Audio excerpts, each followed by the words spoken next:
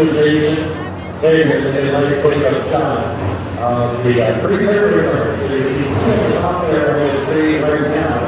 That pretty clear to that bottom. So a lot of pressure getting going. Let's see if I can get some technical over here. Will you share how much finish you're making on something like that? No. 32. Yeah, these are, you know, it's like, what is it over there?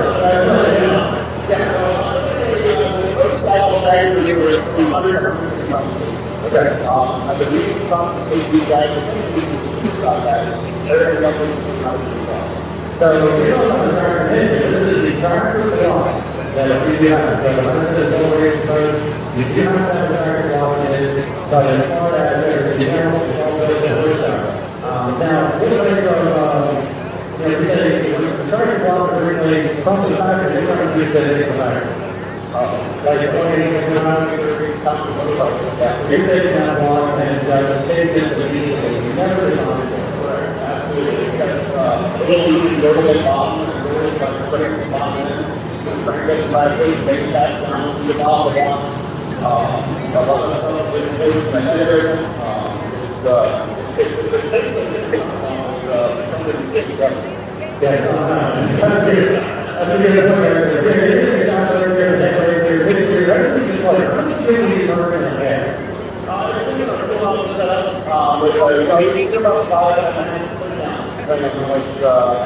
A lot of things up with this that's going to be that's the fact that you have to all discuss right. So that's anything else you need about the first character that is the confidence and that piece of this guys here. This is really cool to see up for the commercial. I mean, you got some very bombs, you know, the color of major. Very cool. You know, people say, I don't know if you win, these guys are winning all the money. He win money, you're all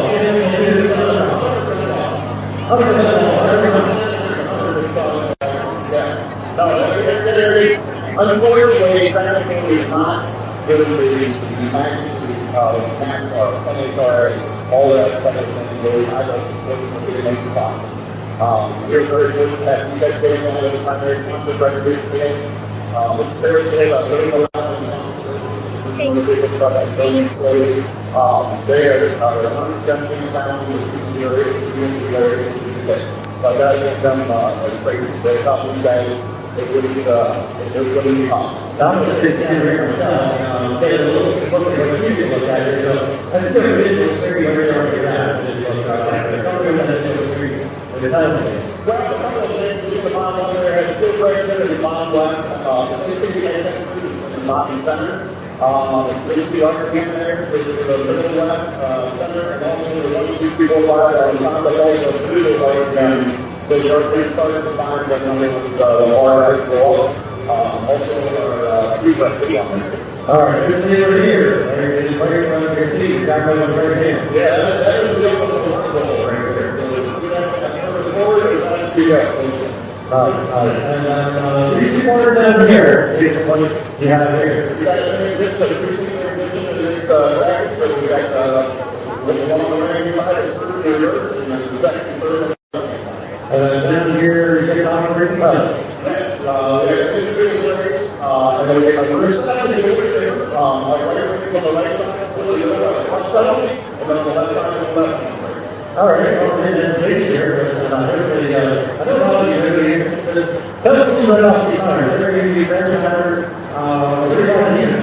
We find a team from 7 tagging in on the rails again, with the recon tires. The front back on these tires, unlike the old tires from 40 pounds, the old tires tires. These tires come from the factory as a completely produced. There is no reserve whatsoever. That then leaves us for our tire. We put it in the middle bar, the height of the bar, the edges of which roll back and roll forward. We can do whatever we want with these tires as long as they match the size as far as room wise. That's pretty cool. He's the same over there, every time they talk to the side, not only they look at the chain of the draw water down to the receipt first, and they know what's screen. But they also look a little more on see that. So the back end is what you're talking about. This is the emergency code. So I'm not control, or some of you, the tractor comes on the boat, 10 frames, 6 frames, for the ACP. When it is full, it's down the pattern, it's down the units. Big rear, big air, how much horsepower do you think?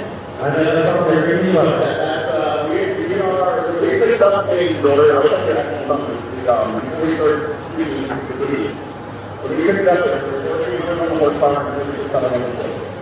All of the hourly, 600 horsepower, 448, and we have 2800 on the horsepower, 36 and now we use money to boost it. I'm pretty sure I haven't had a recent recently go back to the dialogue this time to put it back on it, and we did it on but I'm sure we're not going to take back that right now. I appreciate you very much for taking the time to educate us all the time. Hey, let's get that down on the wall before we're not here.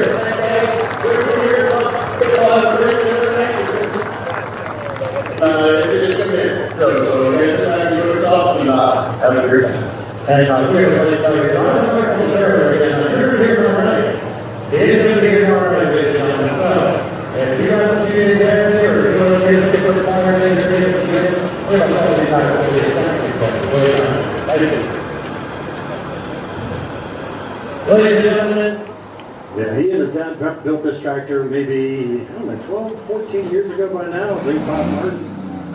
We certainly miss Robert a whole lot around here, as we know Josh does, but he continues the tradition of putting competitive tractors on the field out here. And Josh and his wife, Randy, it's really enjoyed coming out here and putting on a good show. So he can put it down there. Now the object here is to pull as far as you can.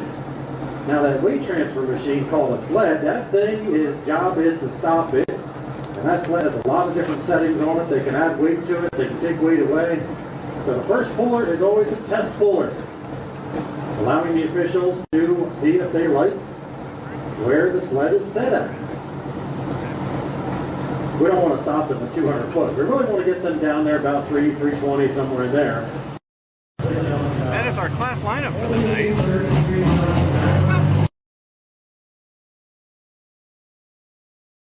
80 miles.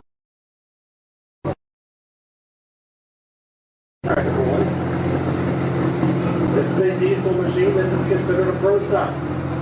One turbocharger, narrower tires than a super stock, but they are allowed to put more weight on than a super stock. So put them together with more weight makes it a more competitive class. Andy, Josh was just out at New Centerville, Pennsylvania. Last Saturday night, he went 324, I believe, was the distance. 32 miles per hour, so you are right on the money. Got a third place out there in New Centerville.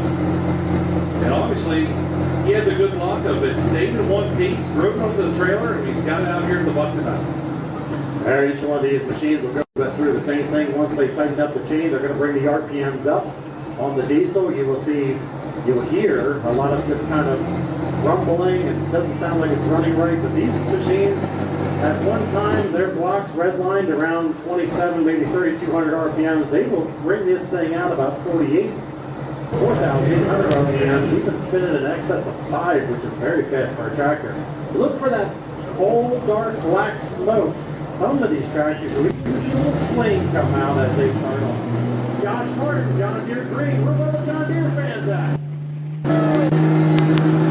Get ready.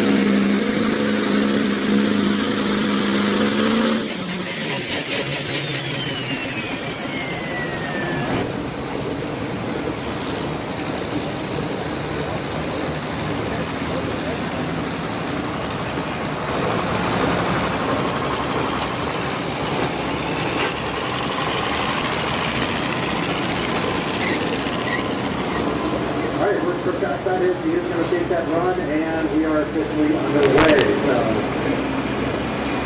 let the competition begin.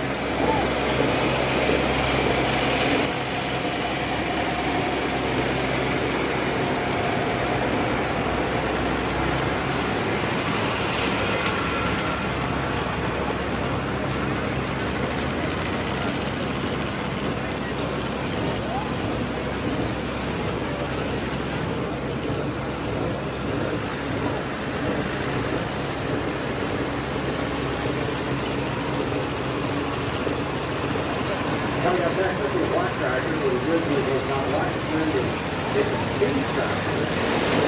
Maybe some international artists are like that red tractor sitting coming down the sidelines instead of keep coming on the side. That shows the merger of two record speeds and international. Two different record speeds together in 1985, so you get to the word case or international, you know, that tractor has to be older than 1985. This is how it's going to get a real case. This is from the late 60s, early 70s, originally, and it's not a modified as they have a post stop. This week, as the Duel delivery company up in Ship City, Pennsylvania, south of Sprint there. Many times they never get the opportunity to go to Ship City. I'll tell you what there is to do. Absolutely nothing. And now we've got a pizza shop. Two of them are in 5 cars. That's it. I drove off to the road just to see what Ship City was about. I mean, something with that good of a name. It has to be a place worth visiting. Yeah, no, you can't hear me talk about it now. Taking it away. I couldn't find anything to do with Ship City. I don't even think there's a McDonald's there. Sit around and watch cars run. That's right. Go down town and watch their cars. But there is one heck of a good puller. Chris Lloyd's got 2 sons that are not here, but they also run these tractors in the past. And he has been probably the winningest driver in the last 6-7 years here on the bus. One of those 2 tractors. This tractor, you know it's doing good if it starts accelerating at the 150-foot mark. There's something about this tractor I just remember managing. It spins the tires and all of a sudden, boy, it just gathers a lot of speed quickly. Chris Lloyd has a 6 year, he calls his case. First case. That black stuff.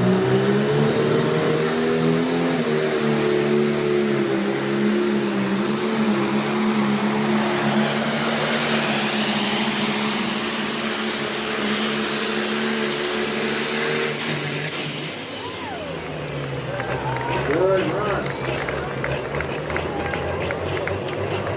Okay, what do you think? Is that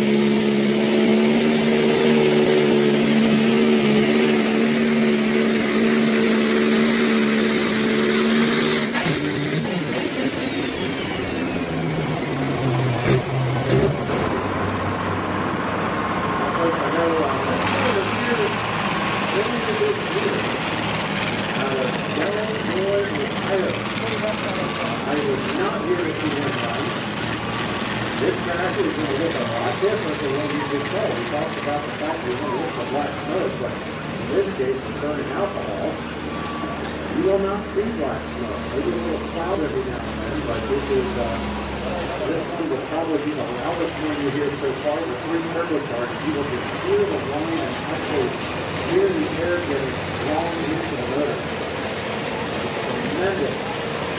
Tremendous amount of sound just blowing that air in the turbo charger.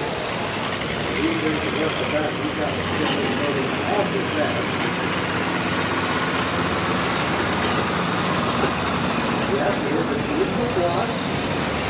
And that's because registered on alcohol, which means you take a block and a system that at one time never needed spark plugs, and then you got to find places for spark plugs.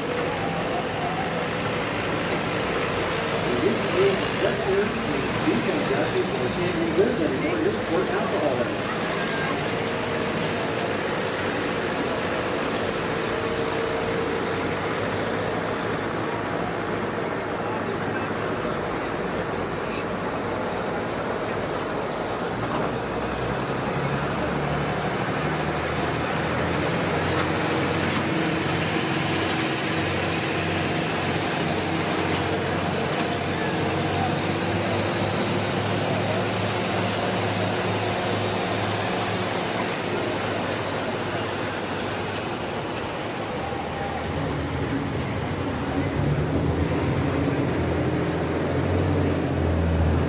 There you go. You're just going to put on some black or gray here. You may see some flame out of the stack of the pitch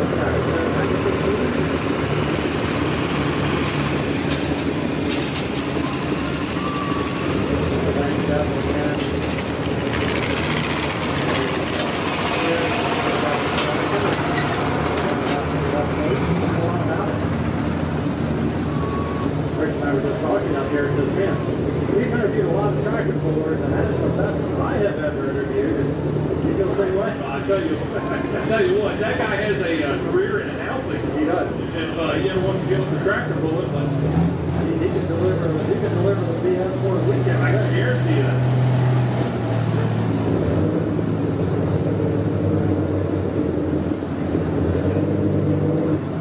All right, folks, I'm excited to see this one run. This is a special machine. It's all underneath the hood. I have no idea how much money he has wrapped up here, but pretty cool.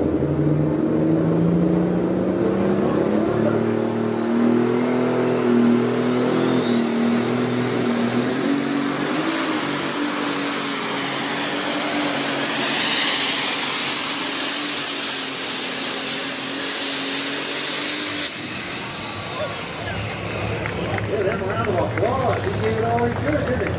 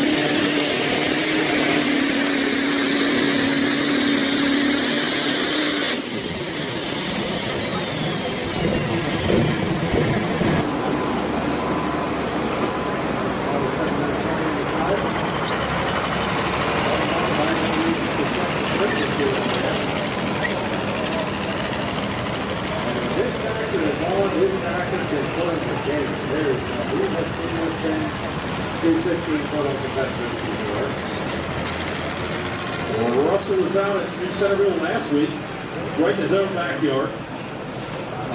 Then he went over to second place last Saturday. Yeah, he's running pretty competitive this year.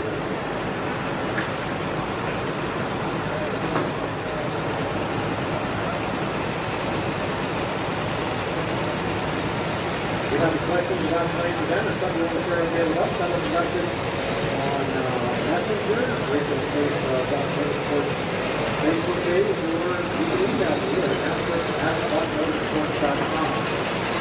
Check that out tonight, and if you have a question, say, what's this?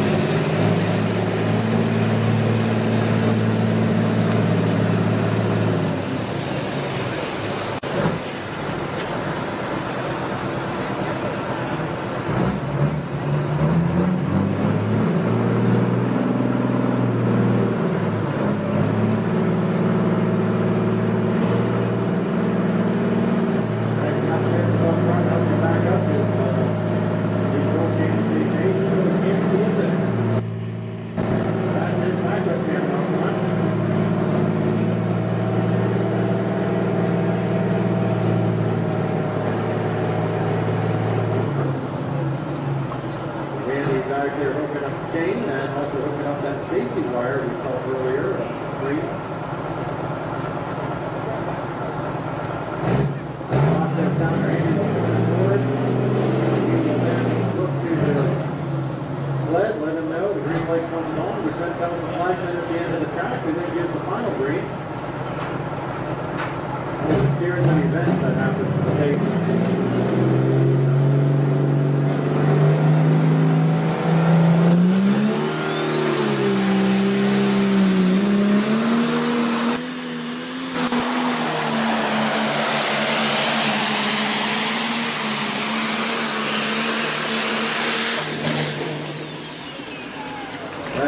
Three things I saw on that. I think his front end was a little heavy. You saw the front wheels kind of bounce.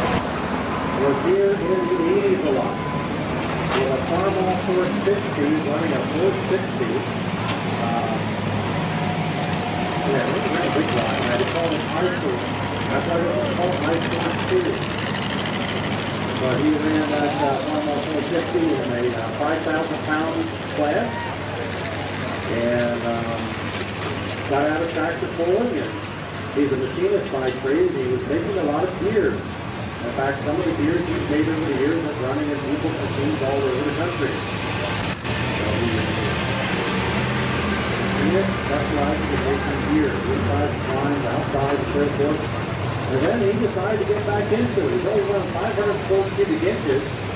So out of all these competitors out here, he's probably the least cubic inches. He said, hoping before the show, this is still just not a trial and error. And he says a whole lot more error than trials at this point. But he's just happy to come out here. He said, "Run the straight line." I have no idea. We're still just playing with things on here. So it's good to have him back. This guy is certainly a lot of, he really wasn't part of some of the big national pools that we used to have here back in the day, like the 460 that he had.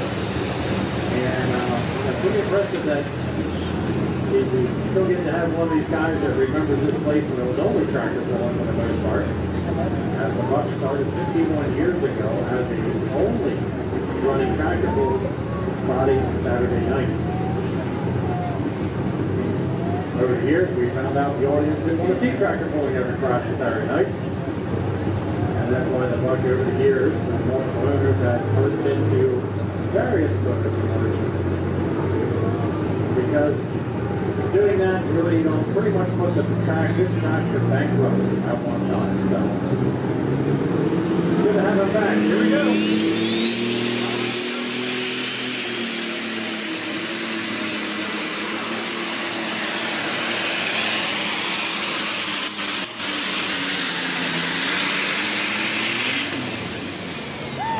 So let's give him a round of applause. That was an excellent pull for that machine.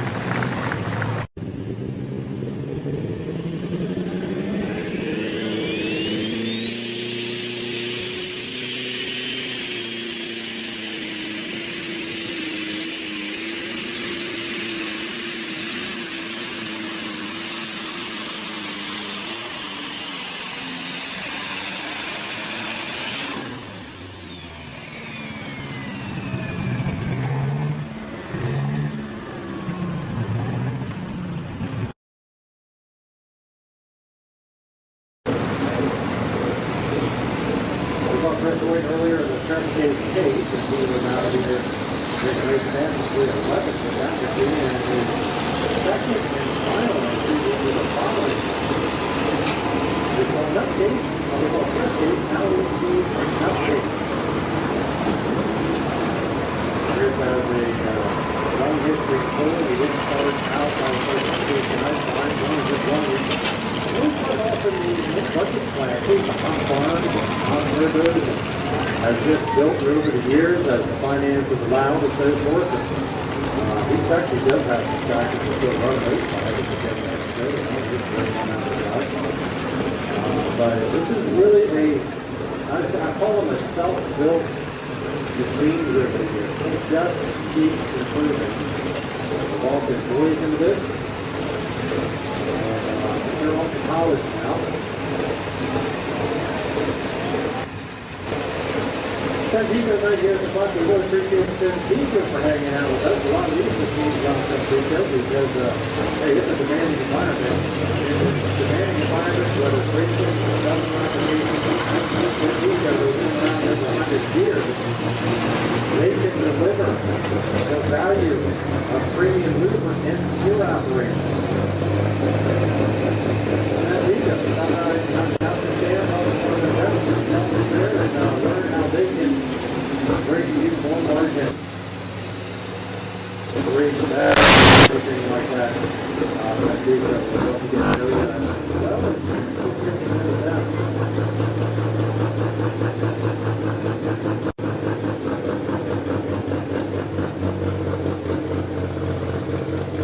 I always enjoyed the super patriotic Casey on this machine. That goes with the weekend here this weekend. Beautiful. Flag striped eagle.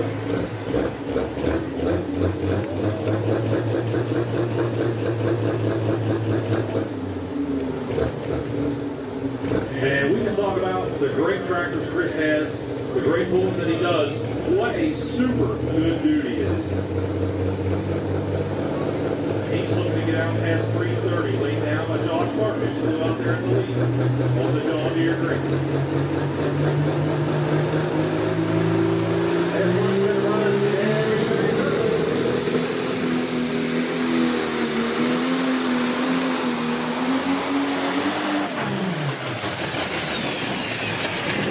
He put on that right brake.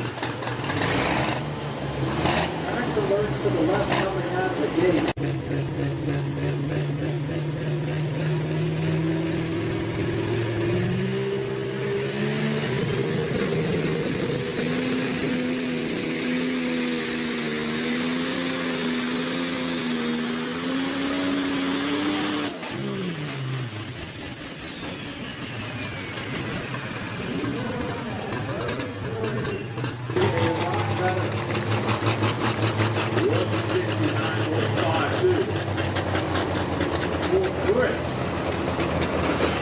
That doesn't happen too often with that guy in that tractor. Yeah, it's almost like the differential put all power to one side after he hit the right brake. So you can't steer that tractor with the steering wheel, the front wheel's up in the air. So you have to steer with the brakes. When you do that, really what's happening on there, when he puts this right brake, you really slow your brake tire down and speed up the left.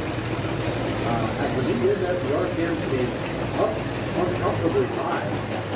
And I'm not sure what he did. It's almost like it hurt. Look, and then the thing started rapping again, but by then it was too late. So we got to clean up the, really look at that pile right there. There's just a amount of dirt that the power that these guys make. It's just, that is clay. That is not garden topsoil. You can't grow stuff in that dirt at all. In fact, that is so dense that when it rains, the water runs off of that. It doesn't go down in. So if we had a big, let's say we had a big thunderstorm yesterday or something against the rain, we still have to open this back up in the morning, put water into it, and because the water doesn't go down in.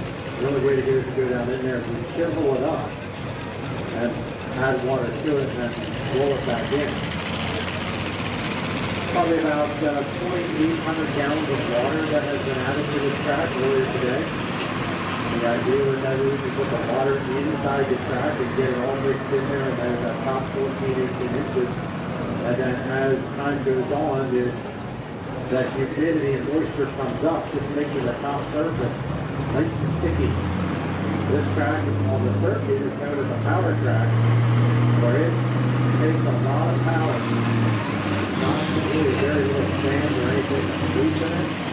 Density really will stress these engines and drive very fast. All right.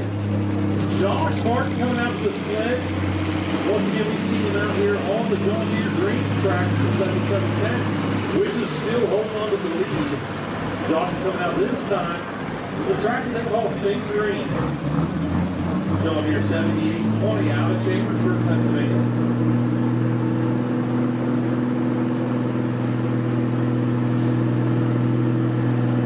Looking to get out past his own mark. He'd like to take home first and second tonight. We only have 2 tractors left in the class, counting Josh. So that is a possibility. But there's a good looking fence back there behind the sled. That can give him a run to his money.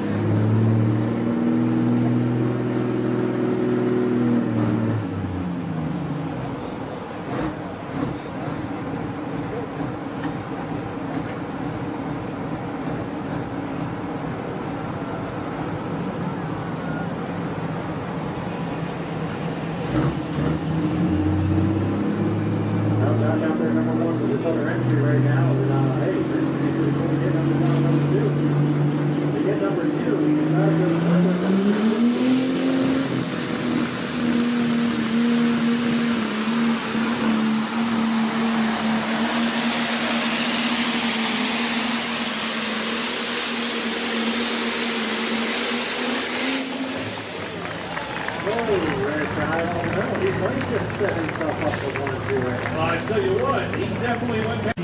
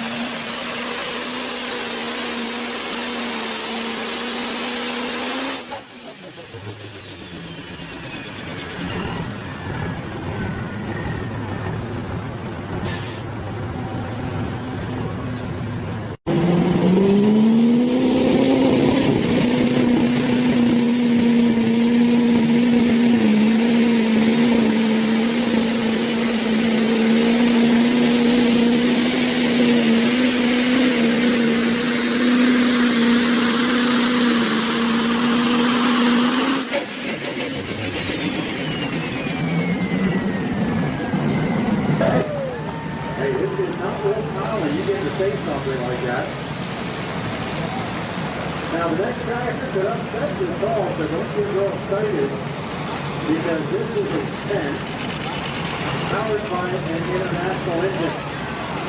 I'll tell you the secret about it. So a regular 400 series engine under the fence skin. That's a German machine, and they fall under the AGCO brand. Andy, this thing spent some time overseas earlier this year. Did a little European pulling. Yeah, they did that. They did about 15 hooks over there. They did a lot of they had a lot of fun. They flew to the Netherlands, actually Netherlands, big country for tractor pull. They love it. They're wild over there in the Netherlands with tractor pull. Wild.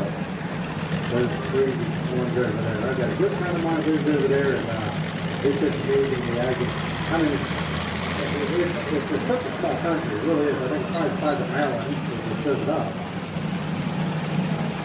But they're very passionate about tractor pulling, and so really neat. Now, Lance, a few weeks ago, ran into some trouble on the one of the piston on this. They showed me a picture on his phone. This tractor a few days ago was completely decent on workbench, the engine was. They have no runs on the engine since it went back together. So this engine is pretty much completely rebuilt from the crank, the valves, 5 bearings, new pistons. This, like I said, he said, look, he said, we're also turning more fuel to it. What's on alcohol helps it run cooler. But he says he doesn't even know if it's going to leave the line because they really have not got the test of that count. When a tractor puller tells me something like that, I don't even know if it's going to leave the line. Most of them are not truthful. Just being a little humble. They just made me overly humble because I've had plenty of times where, especially in my younger years, they would push me and tell me everything that was wrong with the tractor, and then they'd go out there and collect the first big prize. So I don't know Lance Sept that well. I know he's an honest man, he's got a good reputation. And his wife just smiled when he was saying this. I couldn't interpret her smile. Well, I would almost believe it. I believe he's a youth pastor up there in Watertown. I believe you're right. So there's got to be honesty with that, right? There's some honesty in there. I believe that.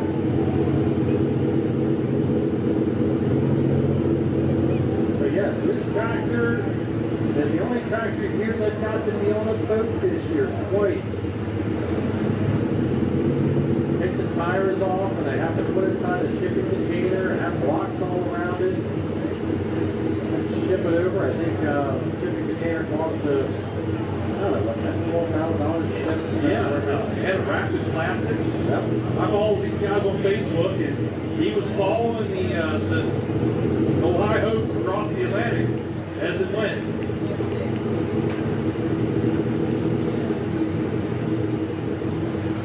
Alcohol burning machine, 3 turbochargers. Once again, you're going to hear that sound that I can't even describe with words. Just air moving with a line in the bush. The Mark to be 332, built by Josh Martin. The John Deere. What do you think? Can this tractor beat those John Deere's?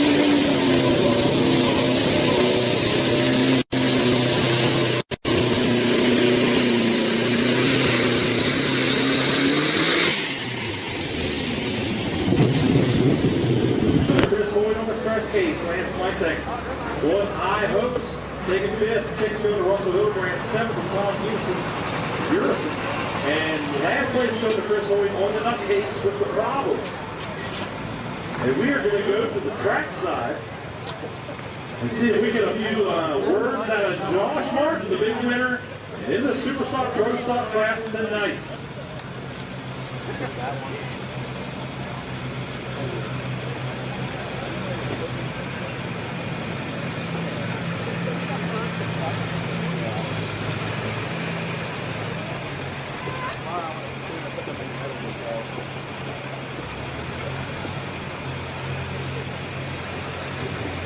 After we get done with the presentation, we are going to be moving into the National Modified 4x4 trucks. There's been many trucks in that class, and a lot of good running machines to boot.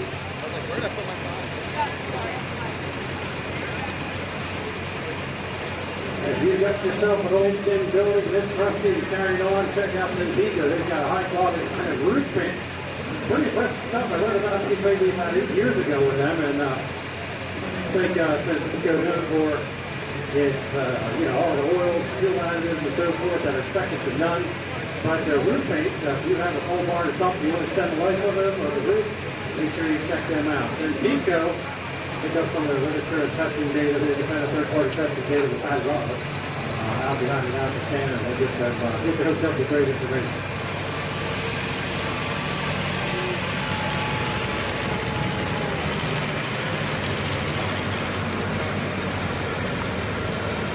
That's good.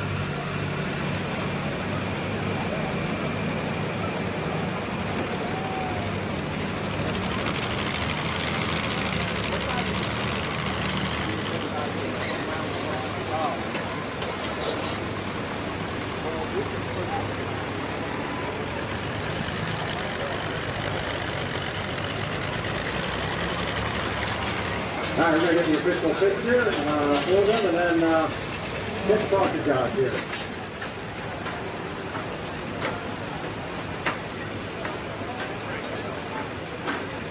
One more photo. I feel like this is a wedding. We're trying to breathe the bride and groom here. Brandy said, we haven't done all these for a while, so we're going to soak it up. But give them a round of applause if this is fertilizer they're going to enjoy it. Josh, should I just interview your wife? She's shaking her head now. I just step over here for sometimes let's shoot around the, you good, you want another one? I'll try here. Hey Josh, to win first and second, it's been a while since we got to do this with you in the winter circle. How's this feel? It feels great. It's always great to be here in the month, and to beat this best competitors is just amazing. Well, I'll tell you what, you didn't just beat them, you put on a lot of distance. I mean, you and your dad have run this track for so long, and I know he's always with you in the memory and so forth down here. But you really did, with this stack of competitors here for the Buck Pull-Off, this is really special. I hope you realize that. Yeah, it's very special. Last week was 4 years since we lost my dad, so I'm pretty sure he was driving me tonight. No doubt about it. No doubt about it. I'd like to thank everybody. My wife, she's setting the sled. She's taking care of the last 4 weeks. She's really helping with that. And Earl and Corey to help us here. And everybody else. And I'd like to give a shout out to Chris Hoy. He helped us this year a lot. I got hurt, and he drove the tractor for me and did a great job. So I've got a bunch of great competitors here. Well, I'll tell you what, I know you count this as one of your home tracks here. It is quite an honor to have you here, and and your dad here with us as well. We strongly believe that as well. So congratulations from all of us here. Thanks a lot, and we always love coming to the lab. Ladies and gentlemen, Josh Martin, winner, and second place as well. Come on. She doesn't want me to do it, so I'll do it now.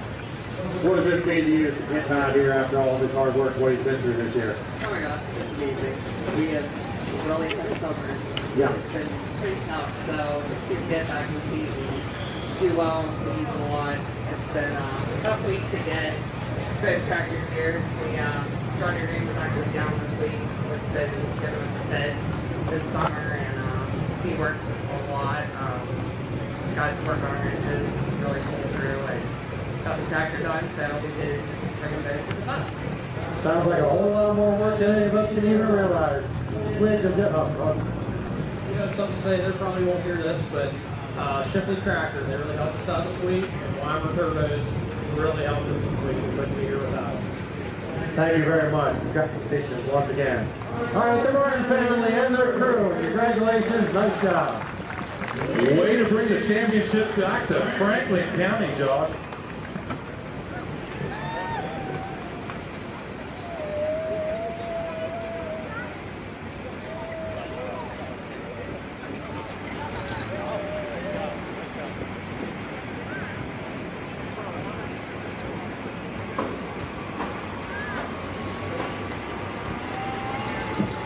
Modified 4x4s coming out next. They're going to make some noise. Oh yeah. I'm going to get a camera here. If we can get my camera truck out there, maybe I'll give a little tour of one of these. So these are four-wheel jumping vehicles. Most of them are alcohol burning, but these are naturally aspirated. So we're down here with one of the Kramer trucks called Supernatural, but yeah, you've got yourself 650 cubic inches. Inside, this is a component machine, so this is a fiberglass body in here, but you're getting a little idea. Now, the back end of this machine is very, very light. The back tires, very little weight on them. All the weight is in these front weight boxes. This is also where a lot of the fuel is kept inside there. Those little rollers at the bottom of that weight box, they are there to help assist putting them in the trailer and so forth. Another one of the Kramer trucks, they have Supernatural and Contender. Here you get a good idea on the roller machine of that big box that's naturally aspirated. Now, two-wheel drive will have a supercharger on top most of them. But pretty cool.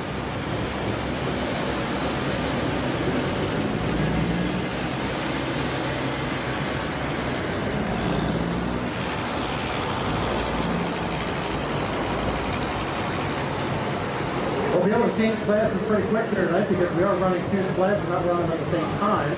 Tomorrow night we'll have two sleds running at the same time.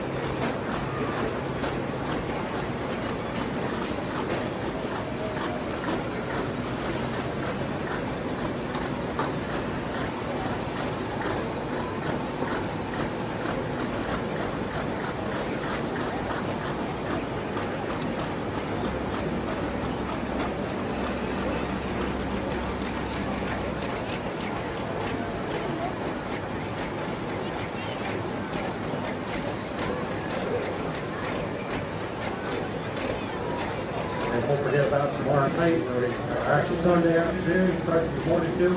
All day Sunday, empty tractor pull, and all the money paid and so forth, registering, all goes to the Penn Manor FFA, one of our local school districts here.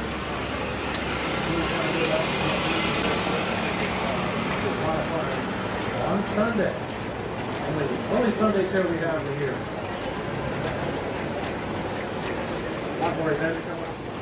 Lot more events coming up with me here. We have monster trucks, also Halloween demolition derby, truck wars coming up as well.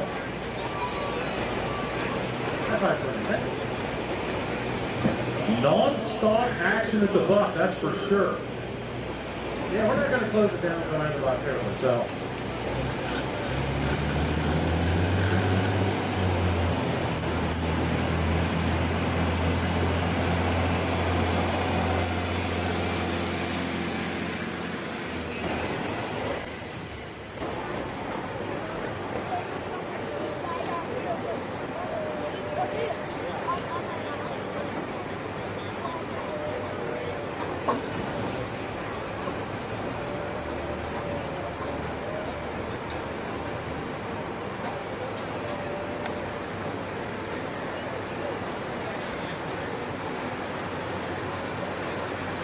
All right, all these guys, you'll see, they'll actually put a little squirt of gas at the very top. You can see that on the Buckton right now. That's gasoline going in an alcohol motor. We'll start on gas lights easier than alcohol. A little squirt of that right in the intake. And then they will kick this on and fire it up. Now, the nice part about four-wheel drive is you can steer these things wherever you want to go. You can start the sled between the white lines. Just don't touch the white line with your pulling machine. You can, the sled can touch it, that's fine. If you touch the white line at any time, any class, you are disqualified. These guys make it close. Officials are watching out for that. This is a point series, so they don't want to lose points at this point in the season.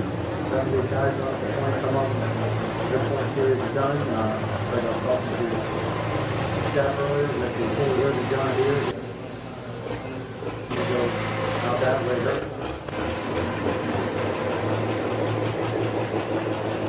So he loves this track and he decided to take the drive in here. If you're Doing tractor pulling, you'll notice the sled is set off to the right side of the track. You can set the sled as a driver, as a puller, anywhere on the track you want down there at the starting line. That is your option. So sometimes you will see the sled at different spots, and if you ever wondered why, that's because the driver or the crew told them that that's where they want to line up on the track. Maybe they see a better spot over there. Maybe one side of the track's getting a little overrun. They want to try something fresh. You see this one? To the far side, over the right side, is going to flirt with danger along that white line. Now the reason that they're looking for all these little angles of track position and where to run is really, these guys, it's not uncommon for them to be within a few inches of one another as far as the distance is recorded. So anything they can do to just get a little grip, get some fresh dirt that hasn't been worked on the other day the previous week. You'll see these guys, they're not back in the trailers just hanging out there until it's pulling time. They're out at the end just watching what the previous class did. Where did they use the track? Where did they? Some of these guys will even go so far as to study the roller. How many times did the roller pass over that area? I don't make decisions based on that. There's no real science to it, but there is talent of learning from your experience. Bill Kramer, the contender, he'll be the test puller for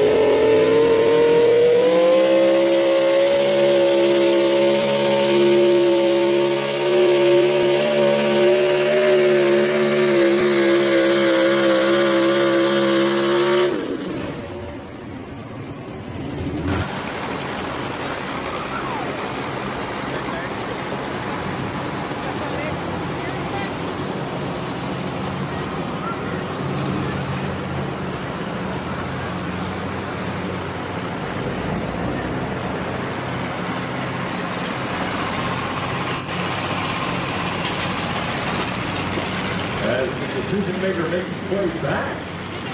We are going to be waiting on Jackson Kramer. He's out of Huntingtown, Maryland. The Supernatural Chevrolet, a 2015 body over there. And he's got a long distance to aim for. 356.74. They are going to put on a show tonight.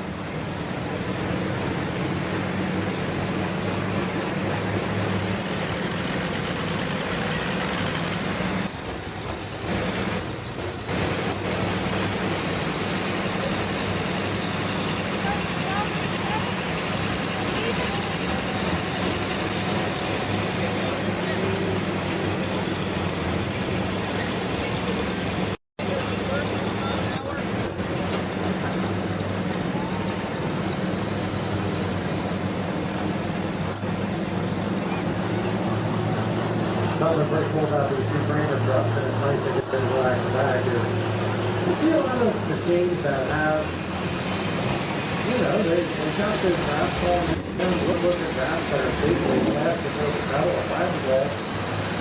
What you see with the last truck as well as this one is genuine paint. Real airbrush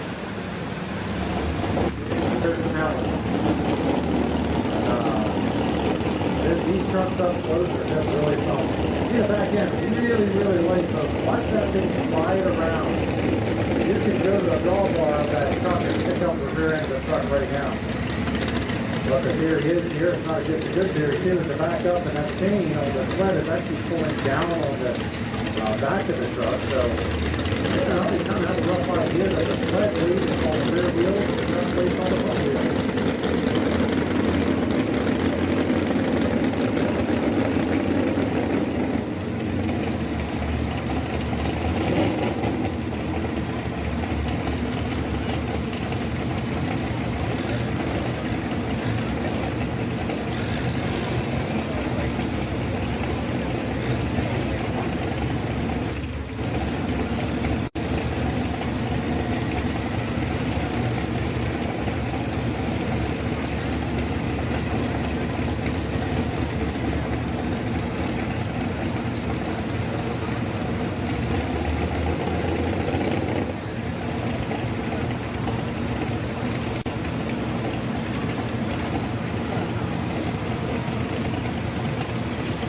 All right, Jackson Kramer, Supernatural, Chevrolet.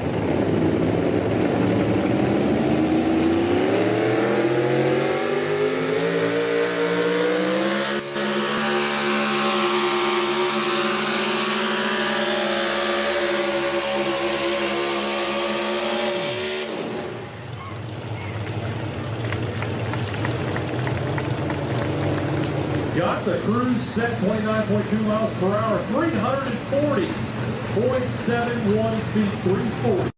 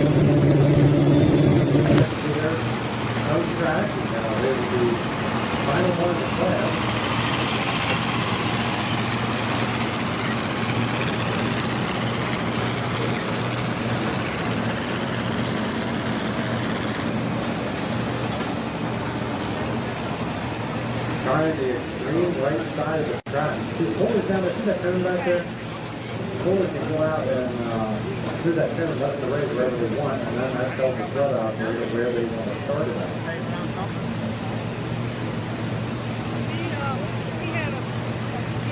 Trying the extreme right side. About the same place you saw the first pole that's currently in the lead. I'm not trying to watch this out in the line with you. That's high at once. I'll try the other extreme. Go down the sideline. All the way from Richfield, Virginia. That's the E, a big Chevrolet. All the rock.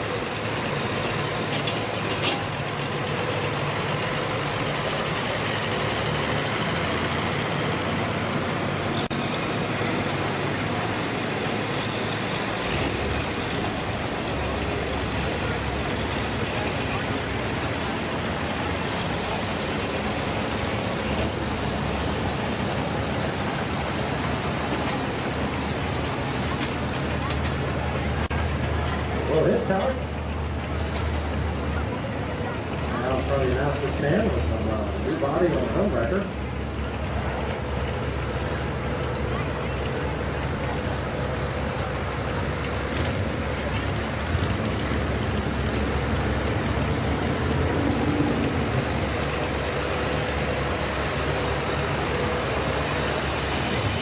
I don't think that is what it is. I think about it.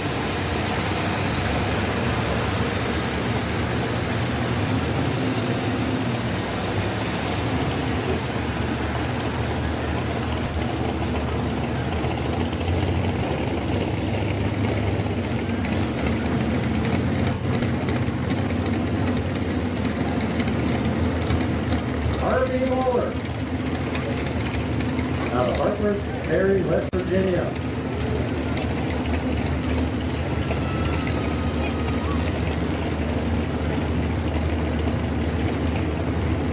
Dodge Dakota body. Not a lot of those floating around. A lot of Chevys and Fords for sure.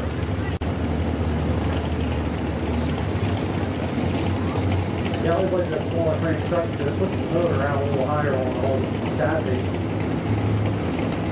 But for the driver, think about the driver sitting there.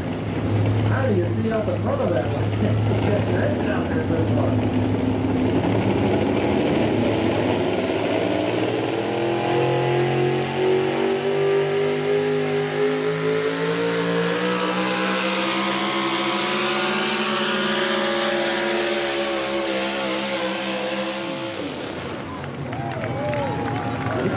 I didn't even see if you got flagged or if you ran a full run or something like that. I'll tell you what, if he let off, he was on a rail. 368.39 feet. That's great.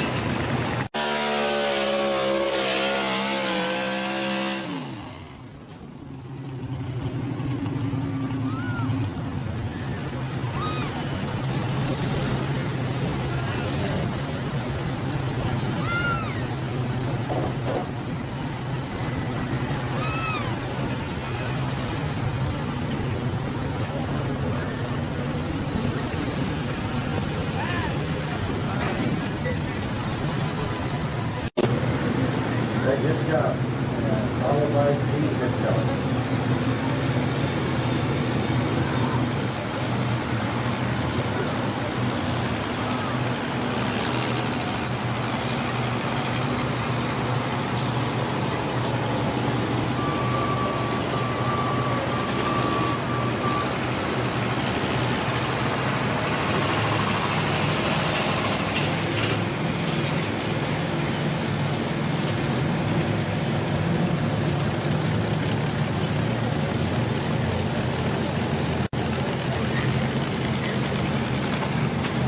Top 14. I started with 4 brothers. Three up here, right?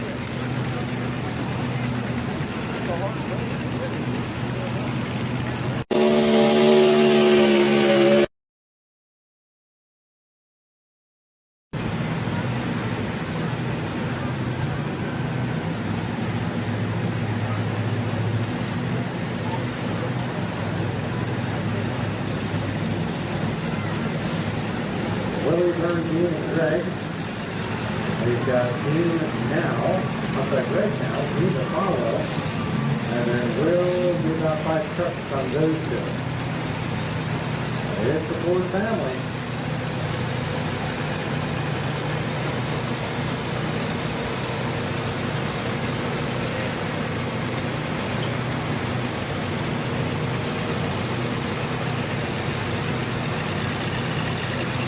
Santico engine oils, the benefits of their engine oils is about 50% longer engine life. When you use Santico oils, you do end up reducing the oil consumption over the life of the equipment. And you might even get some better fuel economy. They've got some testing that has produced up to about 3.5% just that extra lubricity, decrease in the heat equivalent back to fuel economy. Doesn't seem like a big deal right now, probably that when the price of fuel coming down, but still, anything that's touching this stuff, if you can improve your margin on the spread with the low prices, you can help make it happen. Big stuff.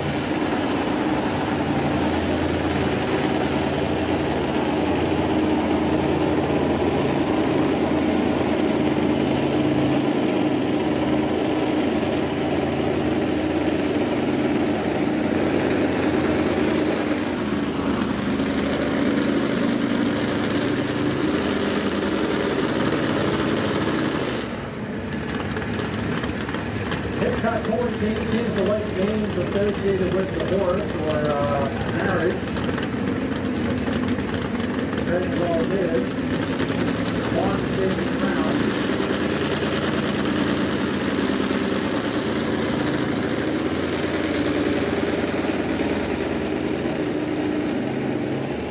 Dean calls his grounds for divorce.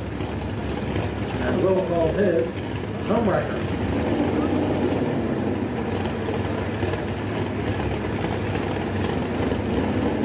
All front to four bodies.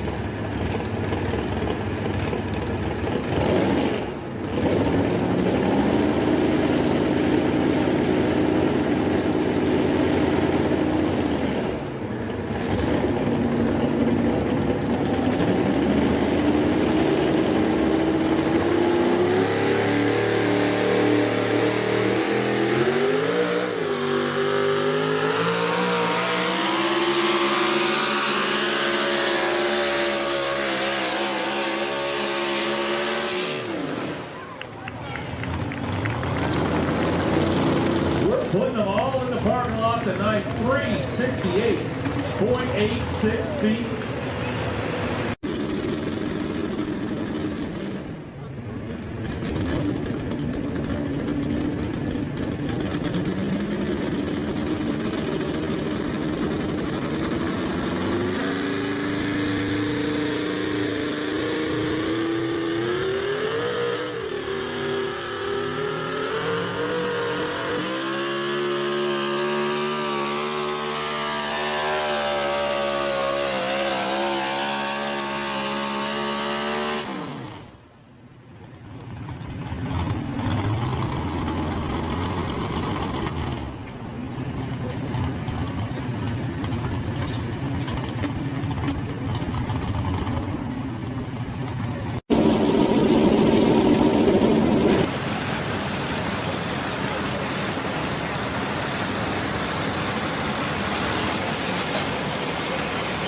If you stop by the merchandise stand, get the Fall Classic t-shirt that's a limited edition. We're just going to print it one time and done with it. There you can see it on the Buckron up there. And, yeah, just a real cool eye-catching shirt for you to enjoy and take with you tonight. Available for purchase in the merchandise stand. Merchandise stand will be open at the conclusion of tonight's show. And if you come back tomorrow, be open when you come in the door as well. You can't go wrong with a 66 Series International and a 30 Series 2-cylinder John Deere on a t-shirt. So I purchased one myself before the show started. They make that next to that for you? 3X. Is that right? Okay. I locked down. I'll do it. Save a 2X for me, would you? Yeah, we make it big for Tiger.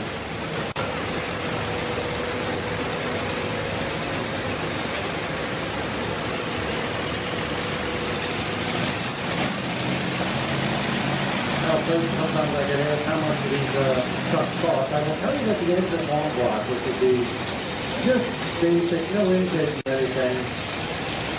If you want one built, you're at $70,000 to $80,000 just for the long block. Now, if you start getting into superchargers, which you'll find on the two-wheel drive, one you're running tonight, you can figure that's another $16,000 to $18,000. So you got $100,000 wrapped up in a motor pretty quick. And by the time you do the chassis, they kind of have it painted up and looking good.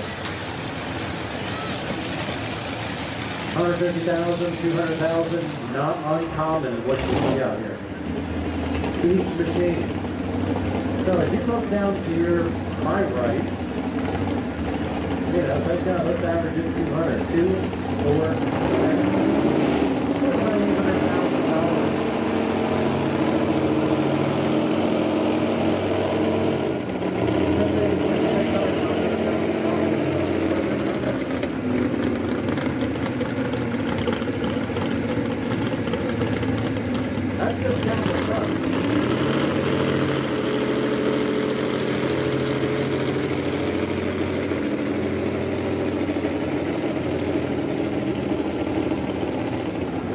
Several $1 million worth of equipment running here tonight. And even more tomorrow night. We hope to see you back out here tomorrow night. A lot of good classes to be had tomorrow. Dean Hitchcock out in Montrose, PA, round for the horse.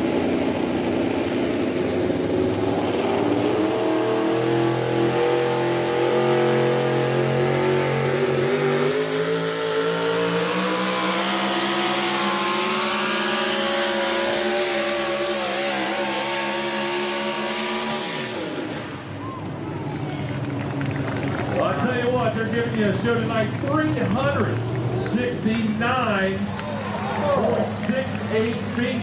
You've got to be.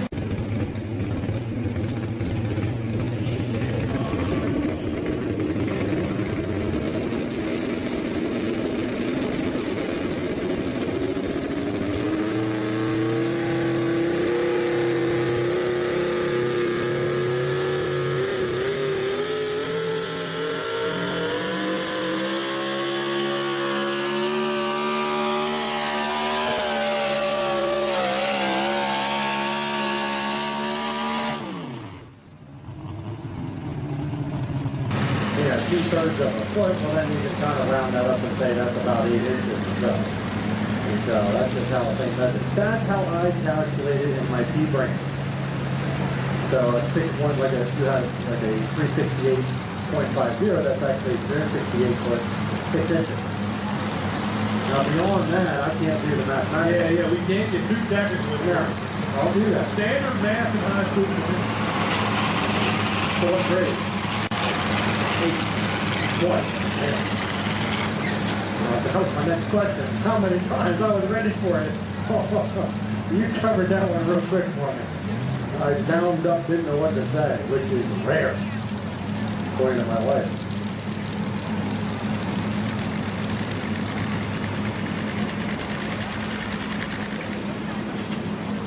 Tim, what's the Philly team doing back there? I think they're winning. That's good. Black Ice up next. Wesley Keys out of Rixeyville, Virginia. 2013 Chevrolet. What did you say? Rixeyville? Rixeyville? Never heard of it. Never heard of it either. These guys could break down made-up town names and we wouldn't have a difference. Absolutely. Sometimes it may not happen. What if that's more happening than shit shake?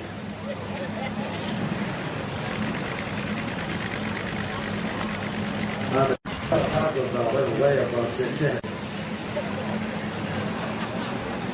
Now I've got to look up Rixeyville because it's quiet. Are you doing it too? Are you looking on your phone too? All right. It's Rixeyville.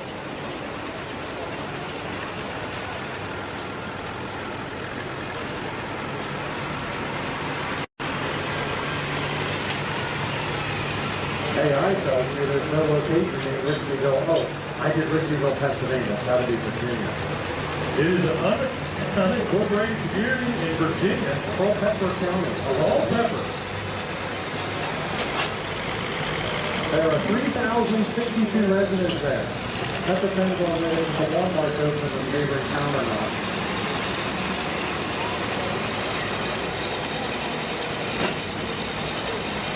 Sounds like a place I'd actually want to live.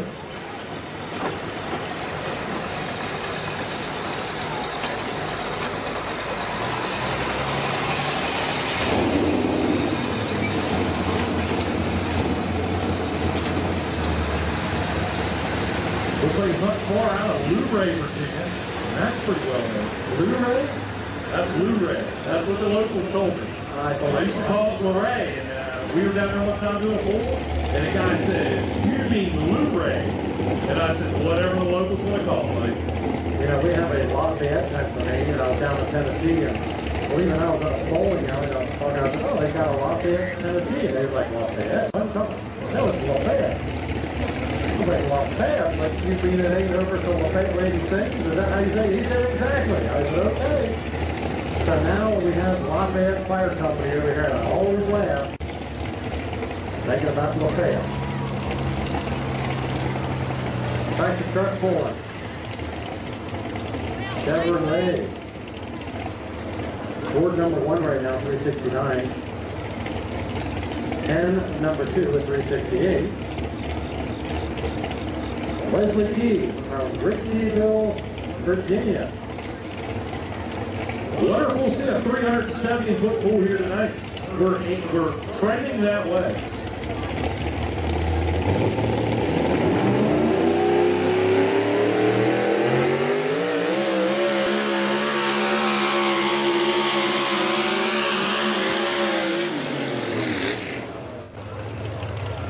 He took a turn to the right. I thought it was on purpose, but he might have touched that white line. I do not know. The decision maker got him stopped at 3:15.18. I think,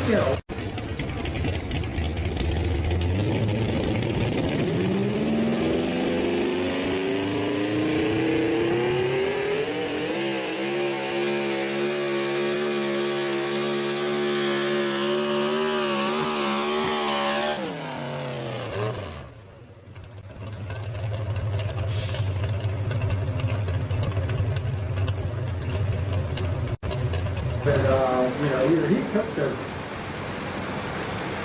and that would be the right front that would happen.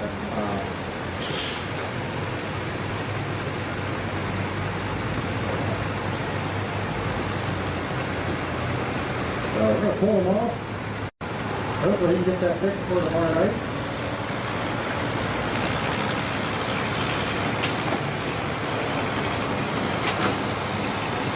Everybody's just standing around like it's a 10 bomb or something.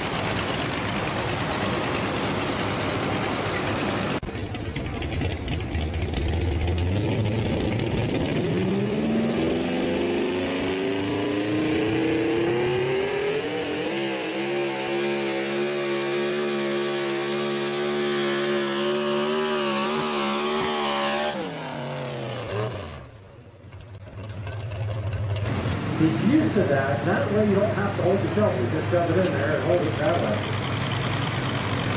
Those of you that have heard me announce here for 19 years realize I've used that one many a time. It's so funny, isn't it? You laugh at that. That's a good one. it never gets old. Andy puts up with it back. He's not like, you can get down the road and he's not like, this is kind of funny. My wife, but he said I can make fun of him all I want, but he's a good to take it. So thank you, Andy. It's funny, he's going down the road somewhere, he'll holler at me, hi Andy, and I yell back, hi Andy, how you doing Andy? We just annoy the neighbors. You can't imagine that, can you? Here comes the fiddler. A good-looking truck and a good-looking tow rig to boot. What is that thing, Suzuki Sidekick. Oh, big power. Man, a lot cheaper than those fancy side-by-sides. Yes. You probably pick one up for $1,000 or $2,000. All depends how much fuel is in it. That's how much it's worth.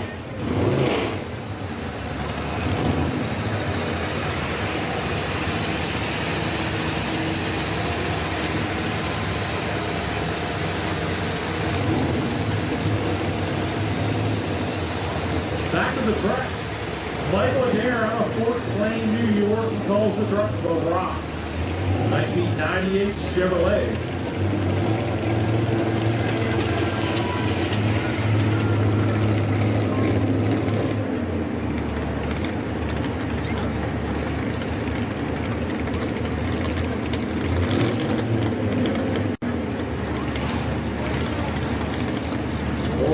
Grinding the gears down. That's what they make the filters for.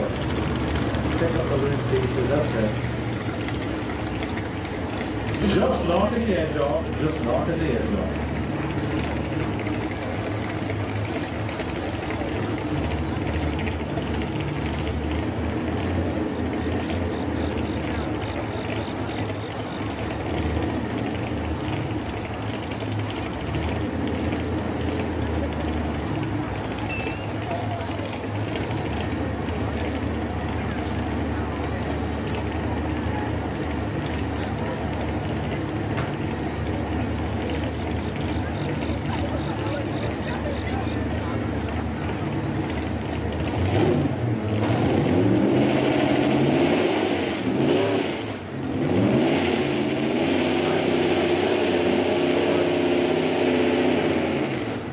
I think he's going to back in there straight, that's what he's doing.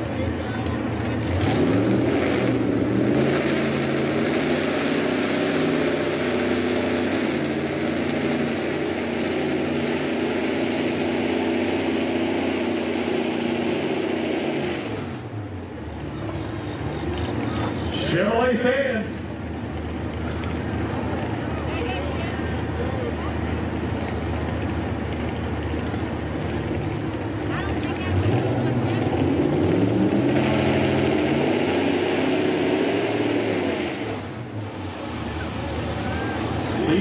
out there, 369.68. Chevrolet fans, can you get out to 370?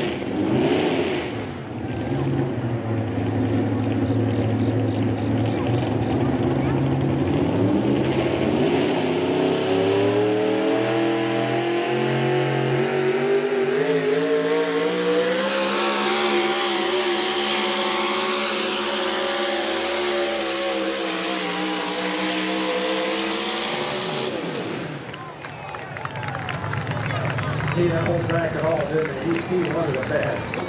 He had it in the wind. Loaded for bear, but 368.89. And usually when you say this is like that, you just look over the lead, but not tonight. 368.89 is going to put him in the number 2 spot. So we have 3 trucks in the 368 range. But I mentioned earlier that these guys finished pretty close. I wasn't spectacular.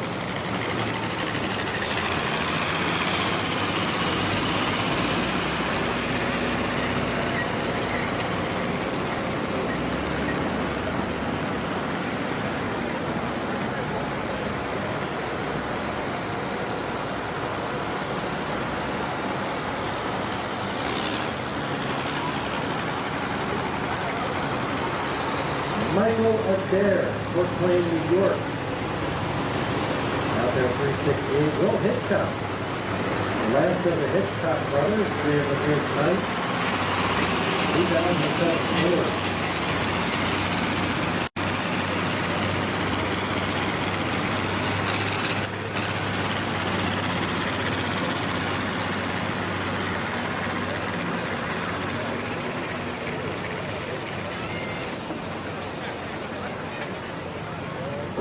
Right now, Ford number 1, Chevy number 2, Ford number 3, and Dodge number 4. The Ford, Chevy, Ford, Dodge will be top 4. Right now, with a long run of Ford, try to upset that order. Now, I'm just curious how who's out here at the stands right now. Do we have any Ford fans here? Chevrolet, are you here tonight? All 7 of you, good. And Dodge fans. More Dodge fans than anything. Now that is, well, that's hard to believe. That is.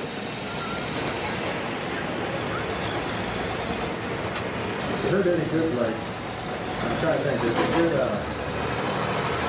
Ford, new popular brand, but the Ford was smart, they took to their problem when they made them. It's an oval. Yeah. For fix or repair daily. For first on race day. Hey, oh, okay, there you go. Okay. Like come on, Ford fans, we're trying to help you out. How about Mopar? Mopar, the motor on pavement after racing. Never heard that one? I've never heard that one. Oh, I don't know. I know all the negative ones. You don't know all the positive ones. This is good. Considering who I hang around here, that's probably next time.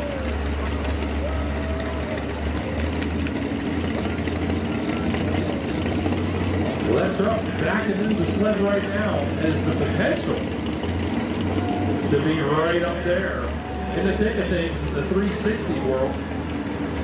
He'd like to get 370. That would put him in the lead. The home record.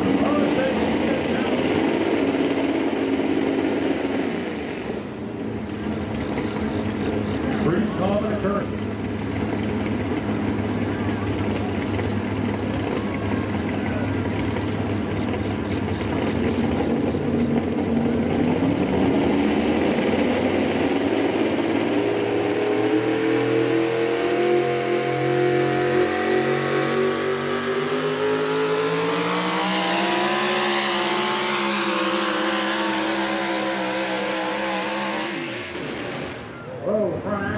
Like crazy up there at the end. He took a left-hand turn like he was going to pull on a fuel station or something. Looking for some dirt on that side he got into. It's almost like he found so much of it that he got a lot of dirt on that front left, and then the axle started really bouncing in there. And that is a good way to slow down your full clip. It definitely slowed him down. Came up a little bit short. 357.08. 357.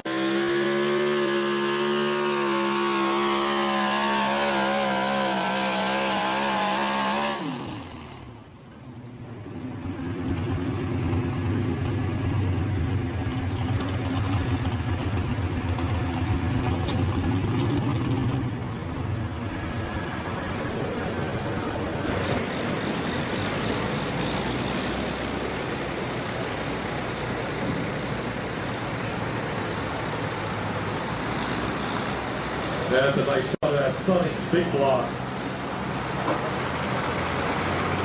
Head-headed Sunning built big block down there.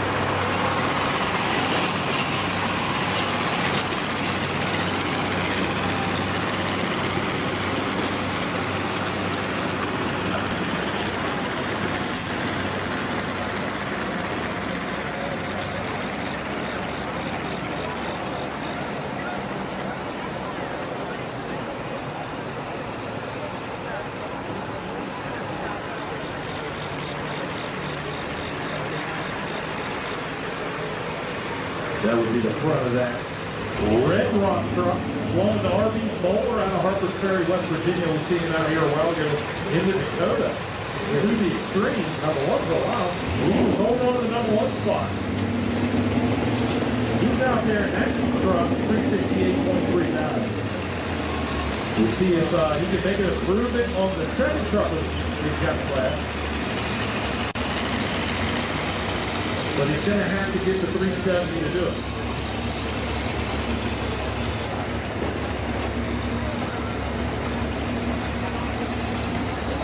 I had a good question. I'll try to answer quickly. What is the silver clutch? Yes, maybe one of these two silver clutches. If you're going to operate with a chainsaw, that's the best way I can explain the silver clutch as far as the reality. You know, chainsaw will be idle and the engine is idling. It's really not engaged in the clutch at all, but there's weights in there. That the weights are part of the clutch fingers and the spring system, so that as the centrifugal force of the clutch, or as the clutch is going around faster, those weights will push on those clutch springs, resulting in locking power. So unlike the clutch in the car, when you're running one of these machines, when you bring the RPMs up, you can hold your foot down on the clutch, that's great, but it's going to start pushing against you because the centrifugal force of those weights will start to get, they'll get to the point you can't hold it back anymore. So it allows a whole lot more pressure to be applied to the multi-disc clutch with these machines. And but there's a lot of adjustments to them. You know, you can kind of, sometimes if you're building one of these, it takes them a while to get those weights adjusted right to where you want it to engage or don't want it to engage. Especially on a turbocharged or supercharged machine, that becomes very important.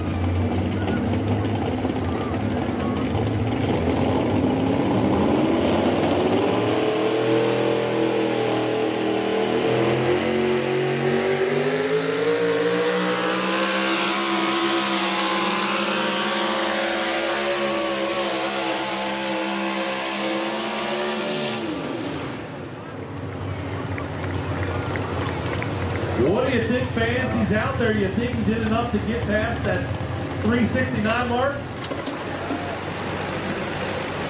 Rather optimistic.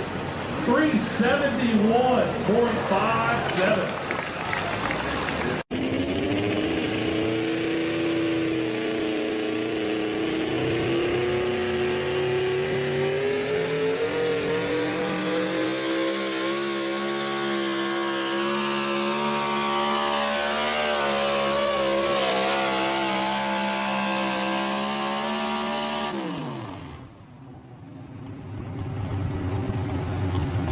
First place truck.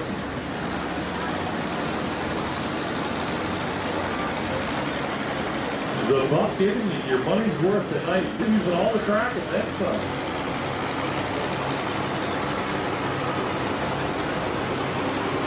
Yeah, we're going to have to add more lights if we're going to keep doing things like this.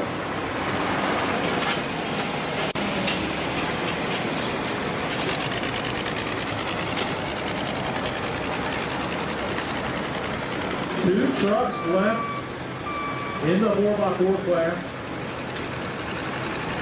Next one up, Mason Bresnine out of Dunsville, Virginia. Using the GMC calls cut loose. Never heard of Dunsville either. Yeah, these guys were coming out of the woodwork.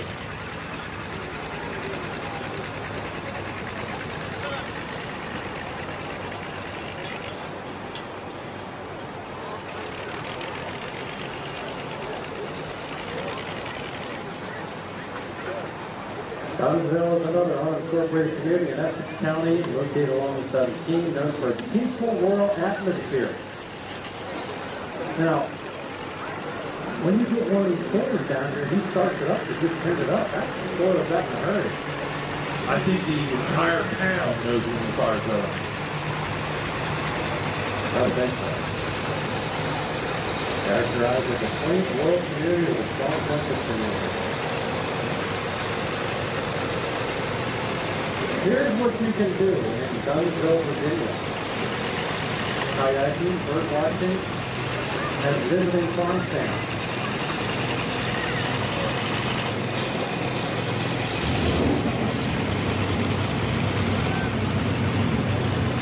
Kind of sounds like Quarryville minus kayaking.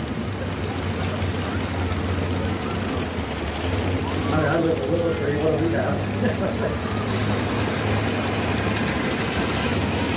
Oh, it's Mandarin.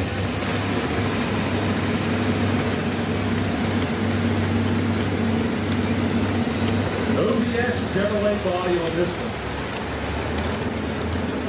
All right, top four order right now. Chevy number 1, Ford number 2, Chevy 3, and Ford number 4. So pushing the Dodge down to 5. So Chevy, Ford, a mix of the top brands.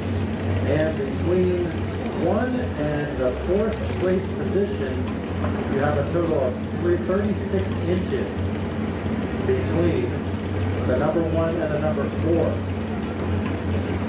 So that's amazing. That's about the length of most people's arms. Then you've got front wheels all landing in that same spot. We do measure to the front of the sled. That would be the actual measurement that's being captured.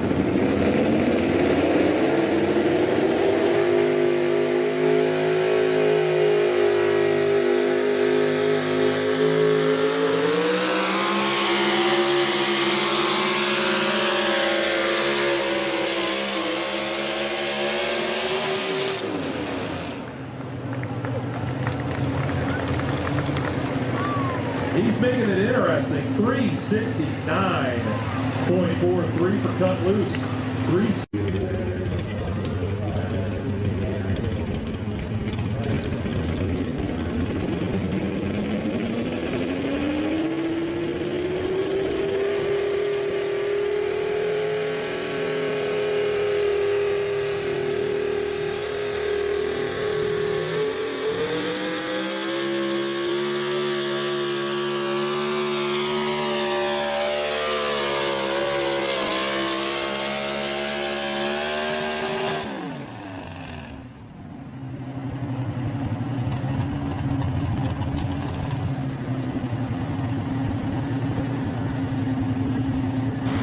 I mean, that'll bring it back right there.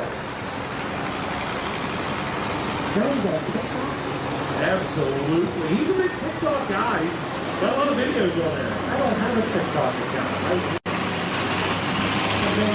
just know there's a lot of people that are driving home and have a free road because they're watching TikTok. Can we stand us on TikTok?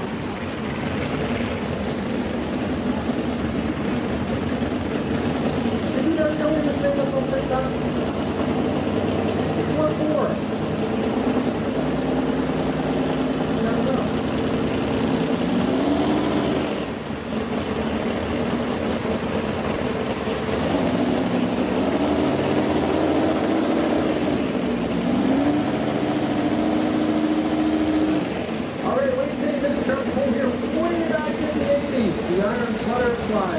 Ziegler drove this truck for over 30 years. Probably 40 years.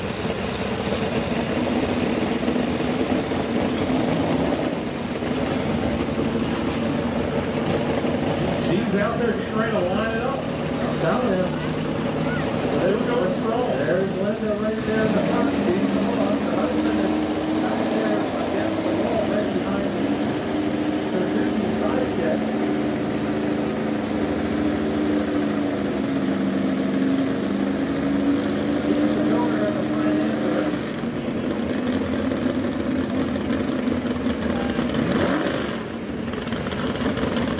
They have had a lot more success with this truck in the last few years.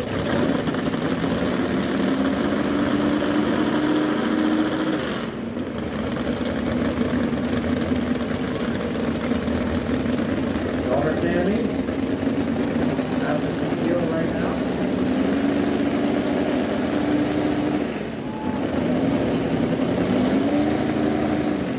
Yeah, back end just really scooting around.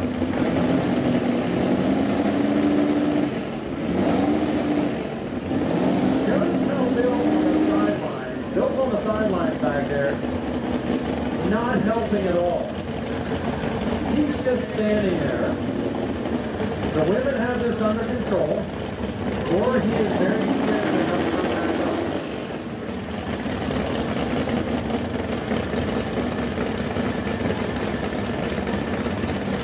Bill continues to stand there and monitor. What is going through his head right now?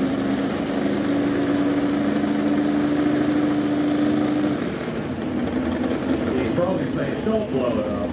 Yeah, please, don't hurt it.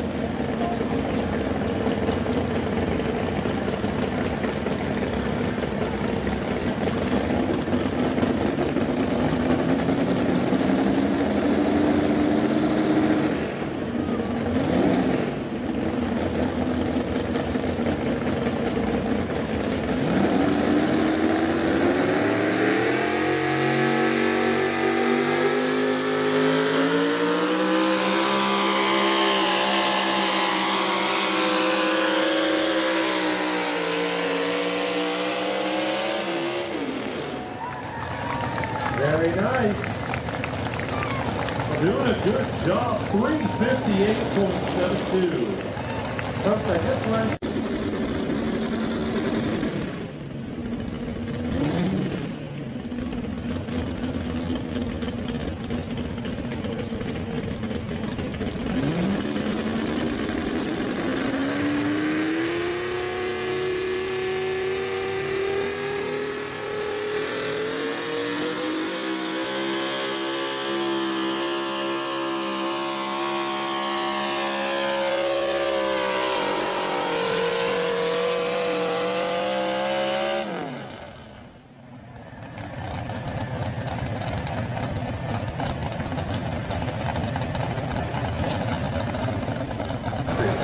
The four-wheel drive Duel.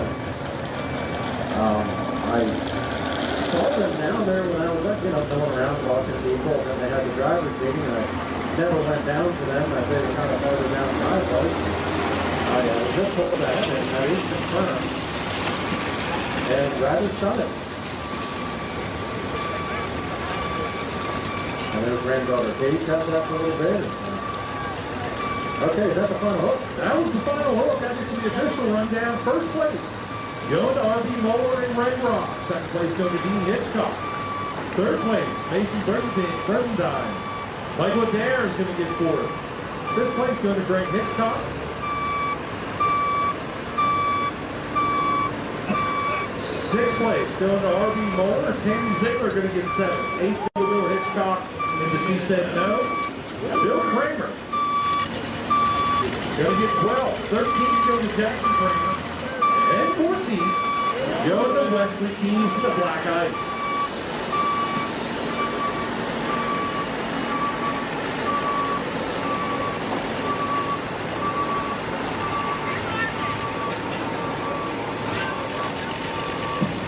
And he's heading down to get a few words from RB.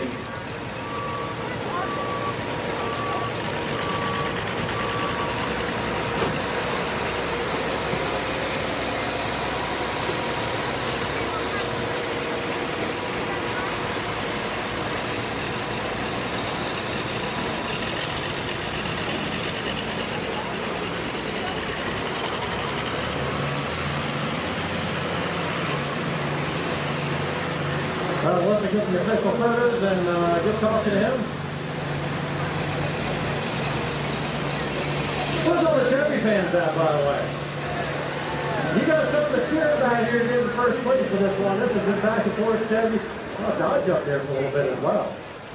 But for Chevrolet take home the win here, pretty impressive.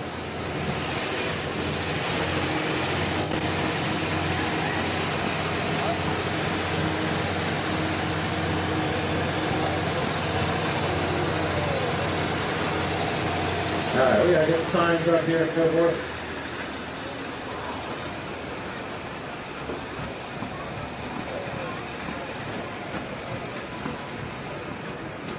RV, I'll tell you what, I mean, look at this guy. Finally sneaked in here with the family. I mean, it looks like we went to the same barber, but this is pretty cool. RV, I mean, to win on the buck pull off in a night like this with these type of competitors, how good does this feel? Oh, it feels good, but I feel like the wrong truck won. The yellow one had it covered, but I backed out of it 2-6. Now, I'll tell you what, you did a great job here tonight. Introduce us to your family here and who you go along with. I know this is a team effort This here. is my wife, Chrissy. This is my head crew chief, Caitlin. She drives another alcohol truck. Chrissy used to drive one too, but back to the hair thing, you know, only some of us can have perfect kids that look like this. That's right. No, that's fantastic. Well, I mean, your name has been associated like the Zigglers since a long time here. How many years have you been pulling here at the buck? Probably 30. 30 years. This is real fantastic, and I know you probably, how many wins do you think you have here out of those 30? It's got to be a pretty fair amount. You always bring out some good stuff. Quite many on that wheel truck. Is this the first one, the red one? No, it's the second one. Okay. We went here last time we were here. Beautiful. Twice. Beautiful. Well, congratulations. Ladies and gentlemen, go ahead. I'd like to thank Zane for having us here at the Buck. I'd like to thank Joey, Pull Off Productions, for putting this on. He does a great job, great show, great track tonight. Good sled operator, too. Good. That's good stuff. That's good stuff. That's right. Well, let's do a nice job for us. Well, thank you very much. Congratulations to you and your family. R&D Mower and family. Let's give a round of applause. Nice job. Thank you. Thank you.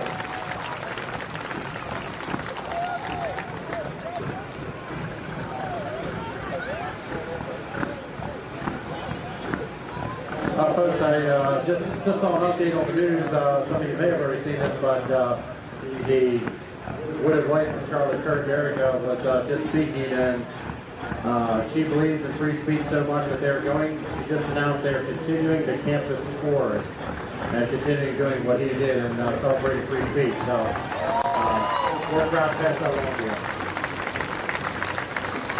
And the Phillies are winning too, so it's a good night, plus this great show out here, no doubt. Cool. Do we have any truck drivers here tonight?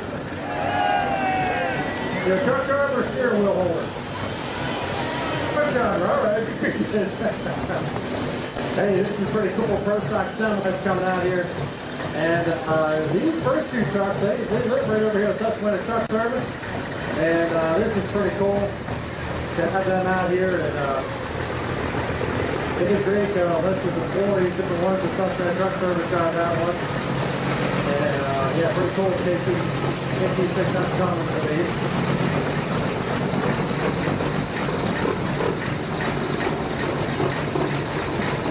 I'm a sucker for that W900 Kenworth passing by us right now.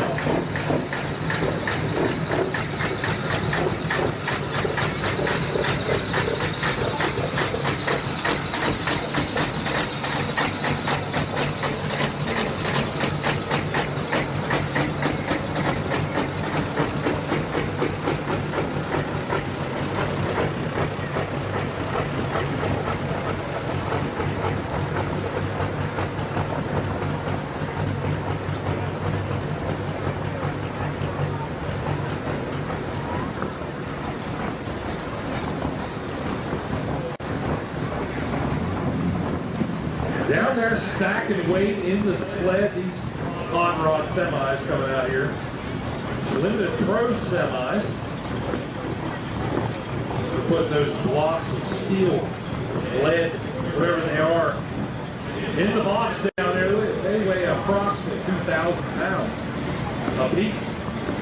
And they're stacking them in there. A lot of torque and horsepower coming out. These trucks weighing probably 20,000 pounds. There's a good looking superliner. I like that Kenworth. My heart belongs to Mac. There goes a big old V8 Mac, 998 cubic inches of Mac Bulldog power. And you can see, as you mentioned, that weighing in at 20,000 pounds, they do have to work with two tires. It's harder for the sled to stop these than it is the multi-engine modifieds.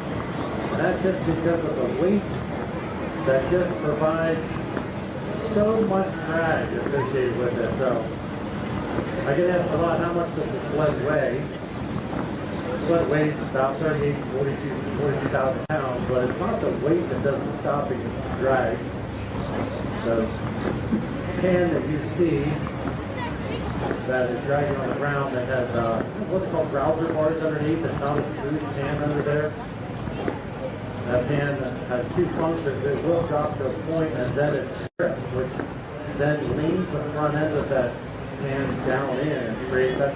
When the tractors go out there, then they stop real quick. That's when that, shortly after that pan trips and the browser bars really start digging in to the play tractor over there. So there's a couple different ways that it can work on slowing these machines down, but it's a really neat machine involving a lot of technology. Richard Love and his crew did the building on these machines. He says each one cost about $250,000 to build. And that's not really putting a price on the labor of it. They run air-cooled Deutz engines. And it's found to be very reliable. It's all hydraulically driven. So off of the main pulley of that engine, there's a 6-speed belt that goes on a hydraulic pump that operates pretty much everything associated with it. At the end of the night, they put that pan that's on the bottom right now, they disconnect that, put that on top, and then hook it up to the tractor semi, go down the road with it to the next show. The cabs that you see on there mostly came off of Case IH combines. He has 5 of these sleds now. He's been as high as 6, and he's down to 4. He does building for other people on that as well. He used to teach, Richard Love used to teach in an ag shop at a school out in Scottsdale, Pennsylvania. And now, between Full Bore Productions and Decision Maker Sled, that is now his full-time job.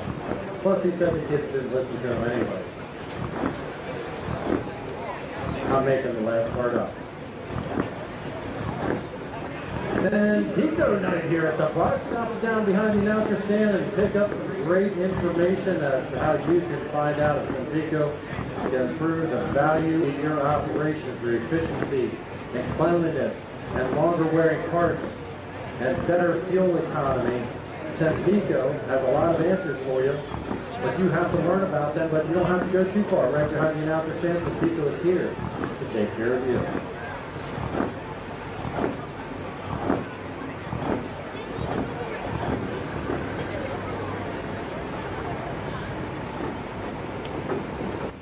Looks like our first truck out test puller. Oh, what they call it. It sounds great. Blowing the smoke rings about 60 feet in the air. Eric Hiltner out of Holwood, Pennsylvania. W900 Kenworth.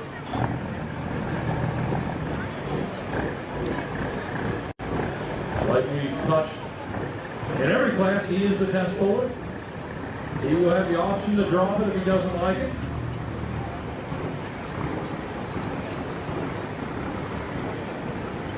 Amazing how much torque these machines make. So much so you actually see the front wheel lift off the ground. Twisted so hard. And this one gives you work for the best smokers too.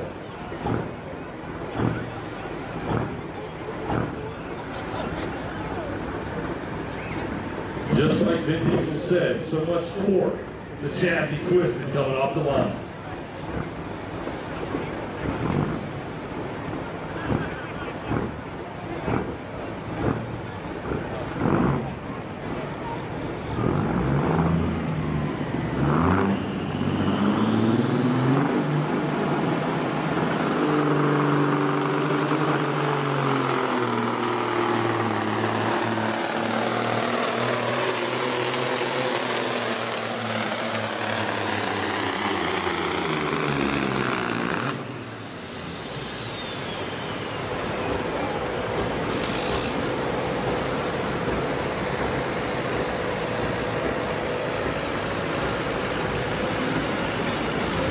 Alright, we'll find out from the business whether it's in that run or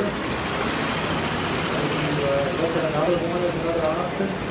The distance on that pool is 297.58. That's unofficial, right?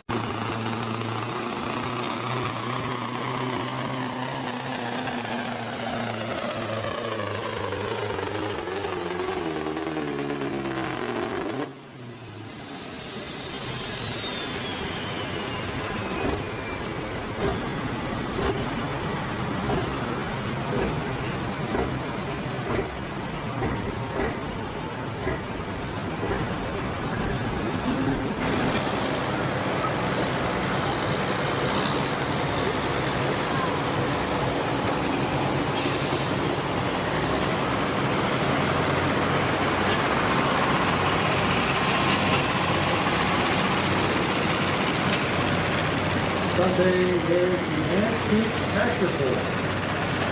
There's a good shot of the Cummins Power logo right there on that old machine.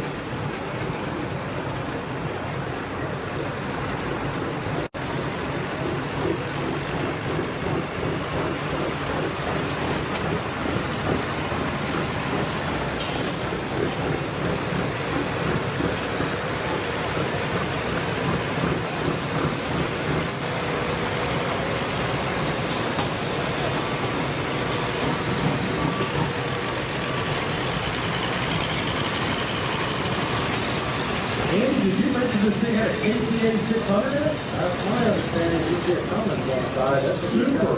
sought after engine on these tractor truck pullers. That's Cummins. That's a lot of horsepower for this sport right here.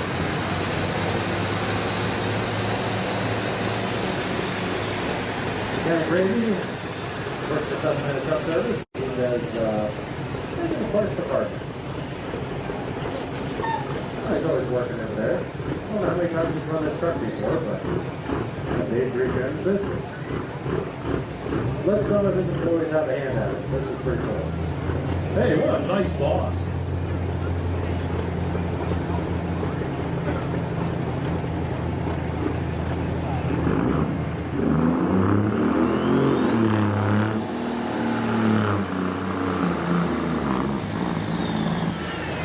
If he backs out of it before 100 foot, you can go back and try again. Now, Dan, and don't worry about it. It's not yours. It's like a rental. Think rental. Oh, it is his boss's truck. You don't want no, probably best not. Take job. Be careful. Yeah, that's a good point.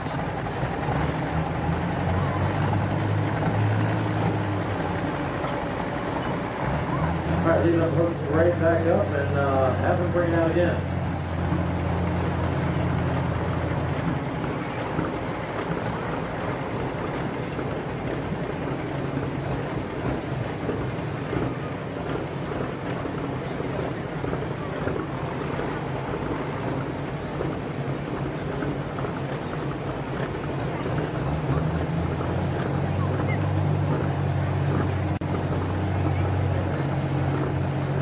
His first time in this truck driving this one, so understandable first time out. Just needed to learn from it a little bit.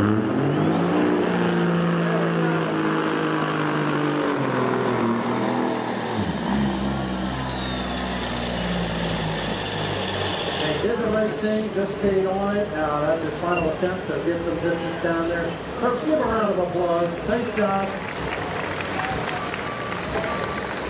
He is going to be replaying that in his head a lot. Not easy. He said, man, I can't wait to try to do that again. Official distance 148.05. Re-enter.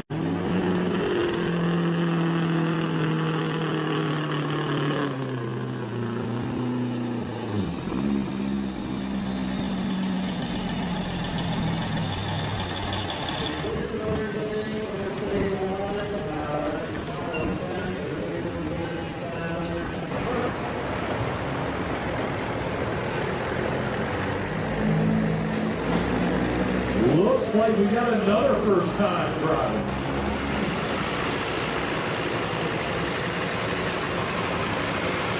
Running this Freightliner they call Indian Beat, and he's the new owner. First time hooking the truck. A very long photo. Yes, sir. Lincoln Wheeler, Ephrata, Pennsylvania. Well, didn't go too far.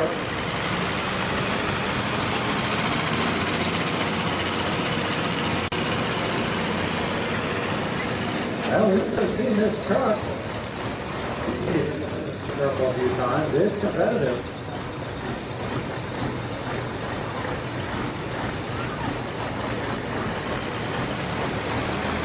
Came out of the stables of Gary Farm Repair and does a lot of work on other people's trucks. And that's operation out there. And then the next truck behind him, the back is black truck. Got a camped out there and worked on many times.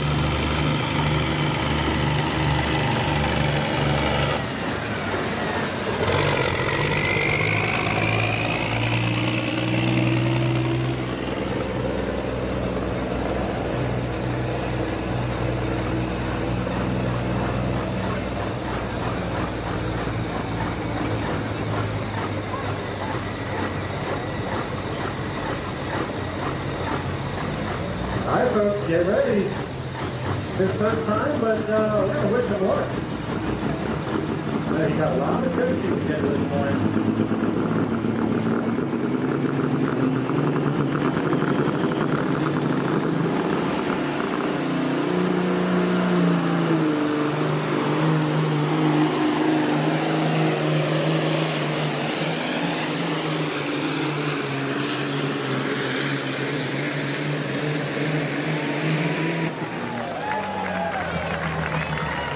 Oh boy, 373.46.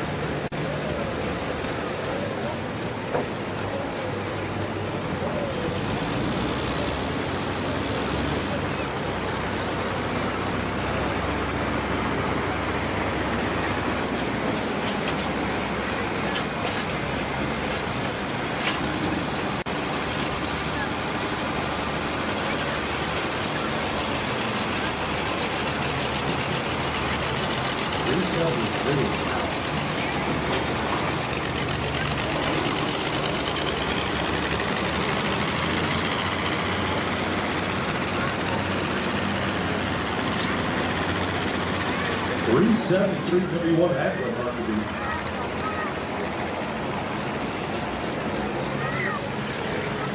Got the Max Superliner coming up next. Albert Brown out of Newtown, PA, the back in black Mac. You see this truck around a lot. He makes his way around with this machine to truck shows, truck pulls, and what have you, and on the drag trip. He's the only guy who's going to be involved. That's right. Everybody needs some entrance music.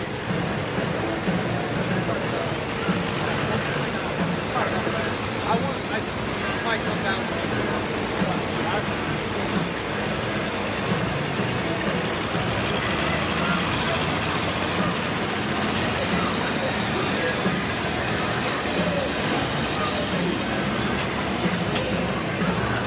Do we have any Mac fans hanging out here tonight? Yeah. Good old Peterbilt fans. That's right, Mac is Kenworth. Hopefully you made it to Truckers Day a few weeks ago.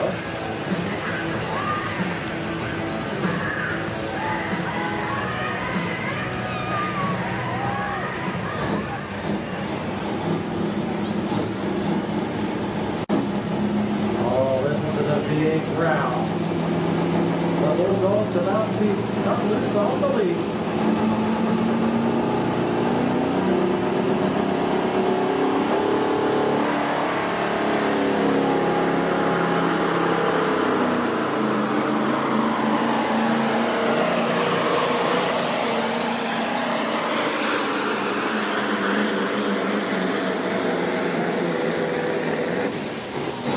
Nice run for Albert. 341.44 for the Bulldog Mac.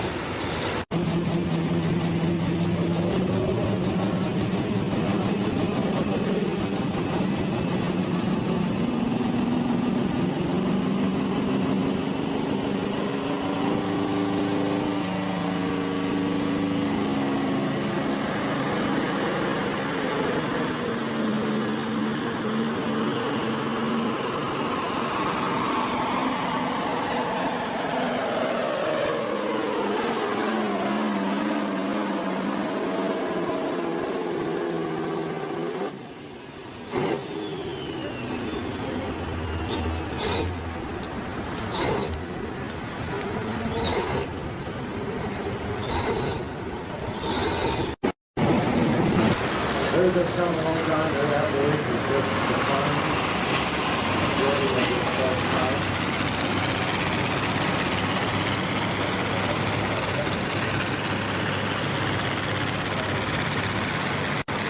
people. That's not him. I'm supposed to still people.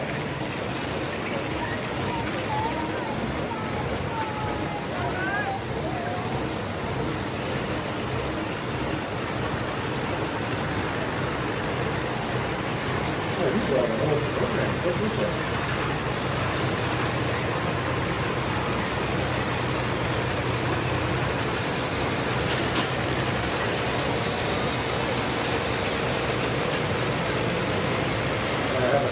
Program up here, and Josh Martin be happy to know in 2009 his dad won the pool here that night. On this very night, 7 years ago. There it is. I have the camera up here, so you see a program on the screen. And at that time here, that's the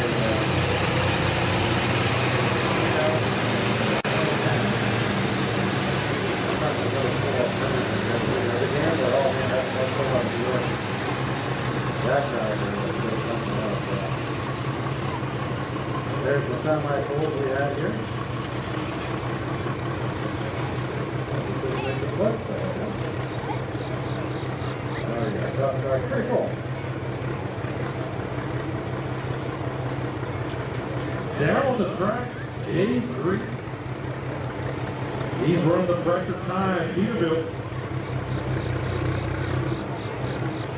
Little hero, this truck runs good.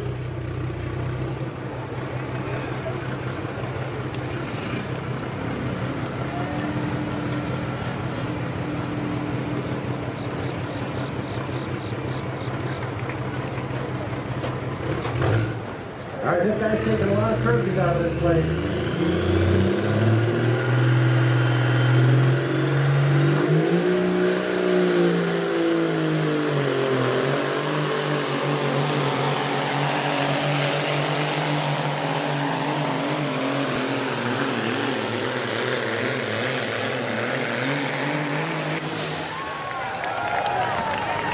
Oh my goodness.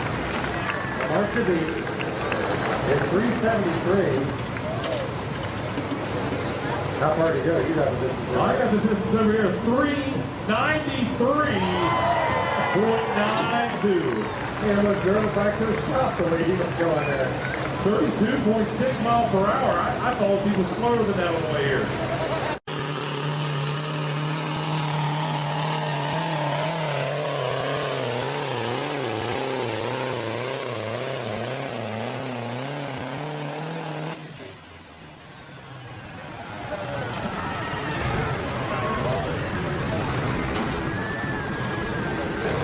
First time out there running, pick 373. I mean, come on now. That is really, really good by Lyndon Weaver.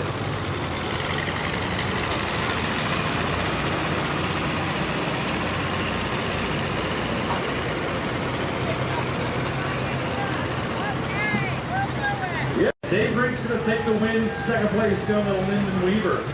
Third place going to Albert Brown with the Mac. Fourth place, Eric Kiltner, an old grubby, and fifth place going to Gannon Grady in the nonsense Kenworth. And he's going down to the post-poll interview.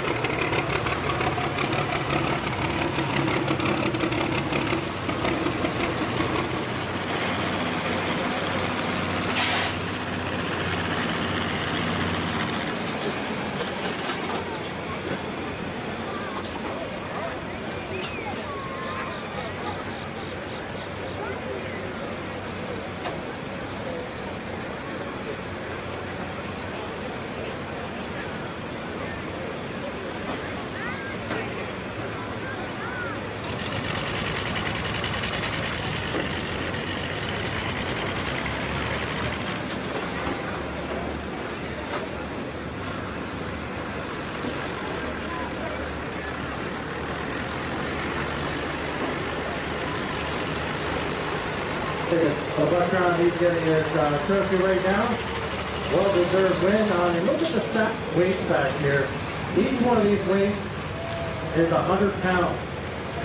So he's got about Yeah, about one right there.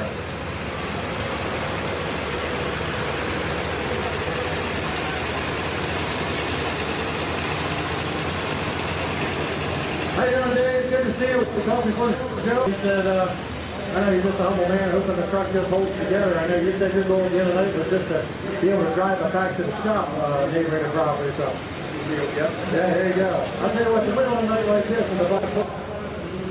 Oh, this is great. Down track. Good, very nice facility, perfect track. Good sled. That's the rest of the house off up there. Oh, well, thank you. Oh, this stop it. I know you got some of your employees and some of your family up here, Hank. I know they're very important to you as well. Yeah, I said, Yep, very important. Yeah, my wife Mary, my house, she puts up with all this, but she does. And my sons Jeremy and Brian and all the guys at the shop, everybody chips in and helps out, and it's a team effort. I know it's a team effort. I know I was at your shop this year, gave you a tour a few weeks ago, and I know some of the turbochargers from your trucks were already on the stand. They were getting turned, so it's not just turnkey at the end of the night trying to move here. There's a lot of work going into this, that's all. We enjoy every minute of it. Really impressive. Great competition, a great win for you, Dave. Congratulations. Dave Green. Congratulations, Dave, and your family crew up there. All right, let me give you a tour of some of these two-wheel drives. Let me take this camera for a moment, if I may.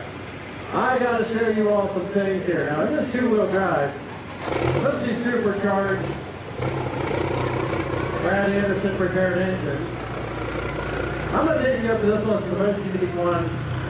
Trent Best has this one. This truck, this has been holding on here for a long time. No superchargers. What you have here is turbochargers that feed into here. So this is something very unique on this engine, that he feeds this thing with turbochargers. And Trent, he has been here for a long time. And he's always experimenting with this. He's been ruining a lot of turbochargers over the last few years, but he just converted them over to a ball bearing instead of running just a regular sleeve floating oil side.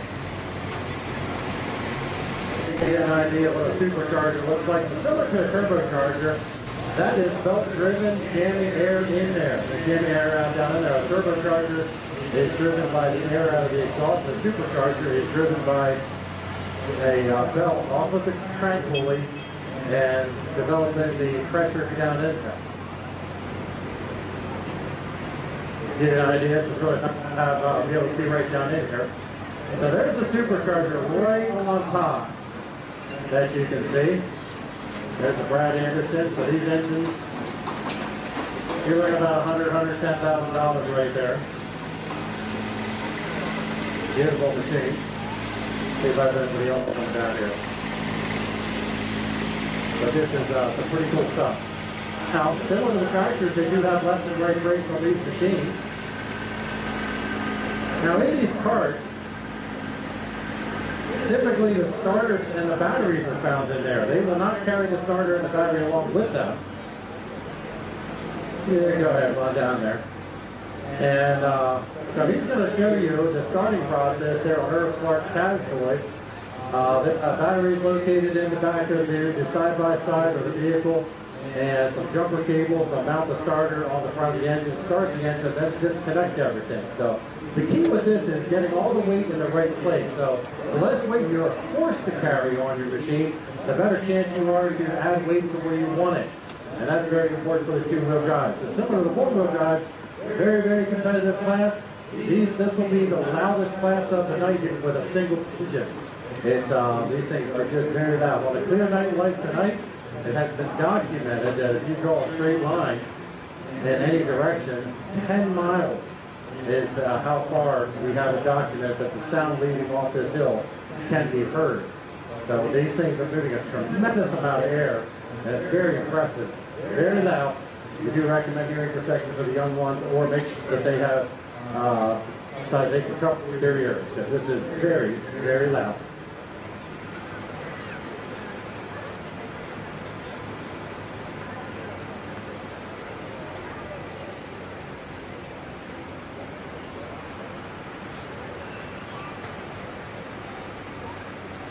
Somebody want your autograph. Oh. Please come.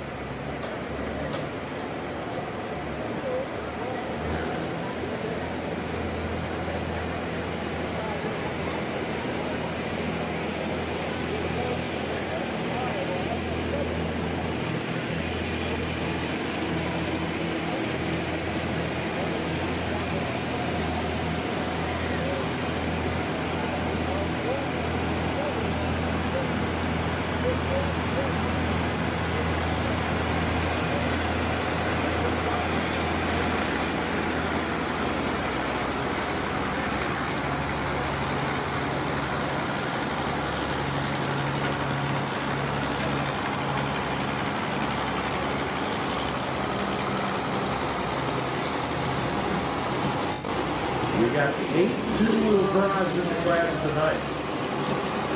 And there are some top running machines in the class.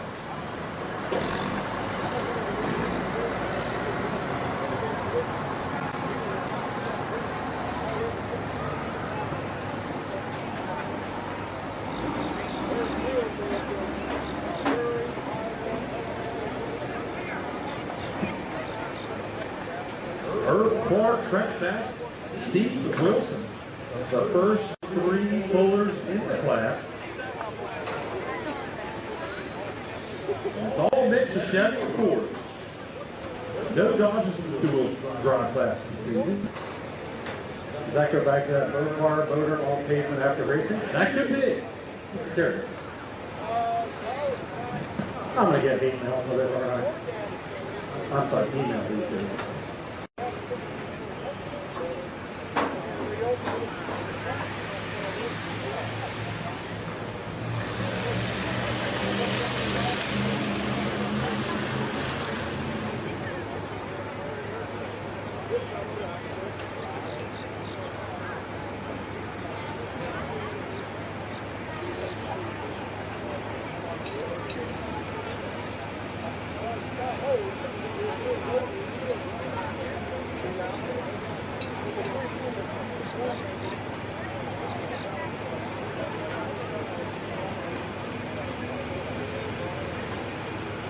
All right, you can see the starters now is right on the front, on the top there. And they're holding on to it to pull off and over the edge of fire. Just back the cable, pull the starter off. Throw that in the back, put the cable in the back. And put the lid down.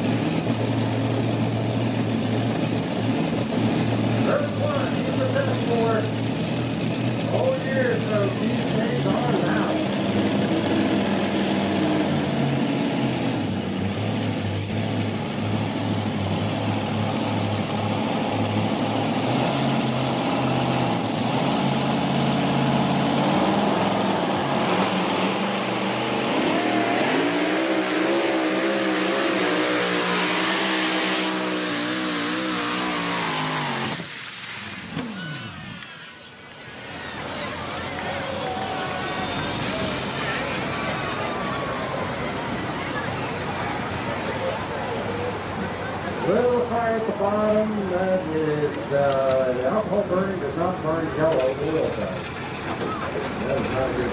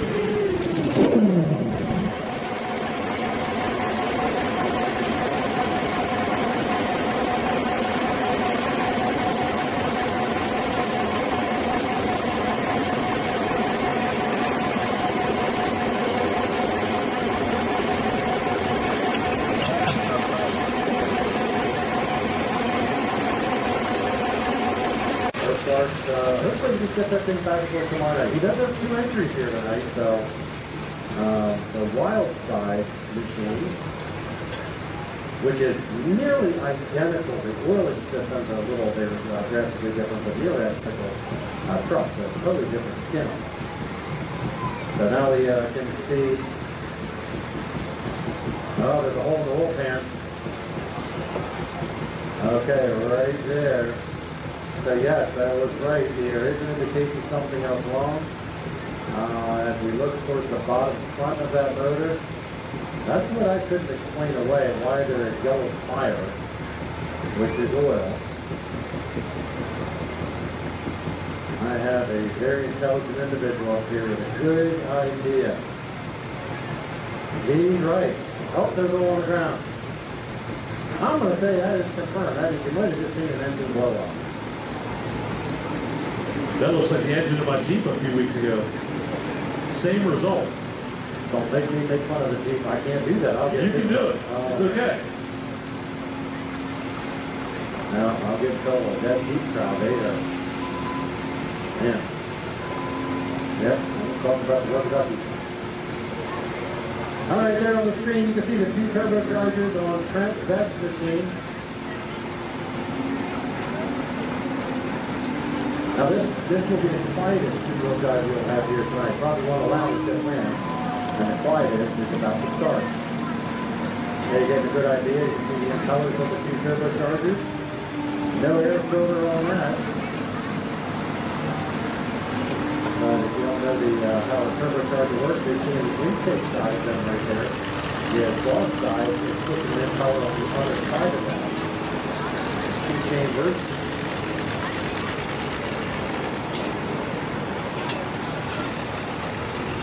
And you can see the tubes coming off those turbochargers going right to the center and to the top of that engine, pushing air in down to that intake, and then injectors will feed the fuel. So it's unique design.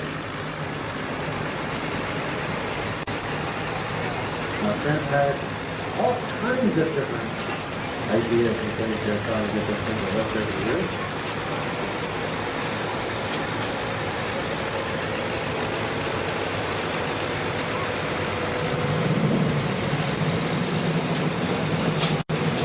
It's fired up and you can't even tell. When you said the sound difference between this one and the has noise and this one is night and day. Those turbochargers act like mufflers. You can't really hear them, but when it gets the RPM up, you'll hear the whining sound of that.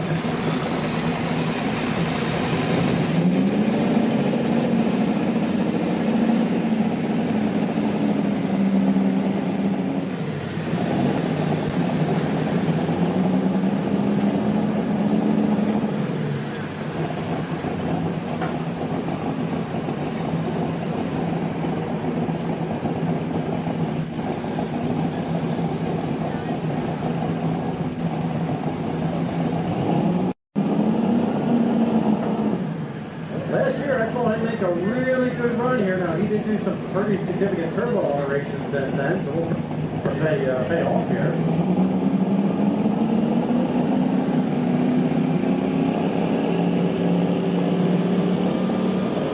Hear those turbochargers building up.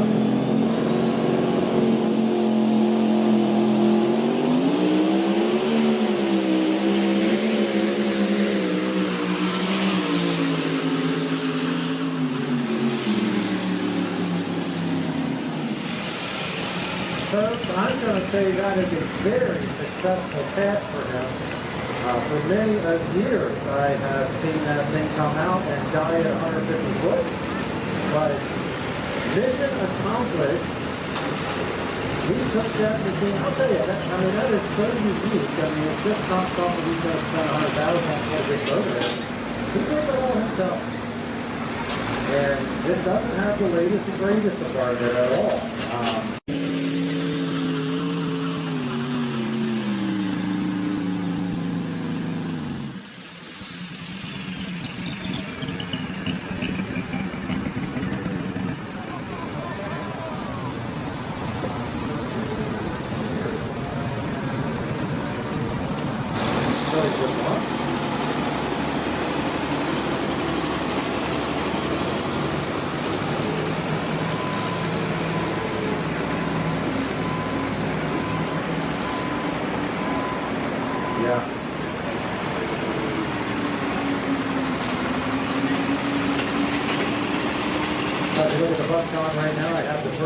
Up here, and those of you that do odds, there is a picture of him right there.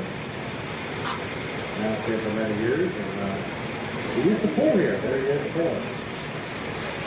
So he pulled on a very track, modified tractor back in the late 70s, and then they were short of announcing, so he started just to fill in, and it lasted for, my goodness, 30 years, long time. So, yeah, pretty cool. I'm fun looking at this whole program.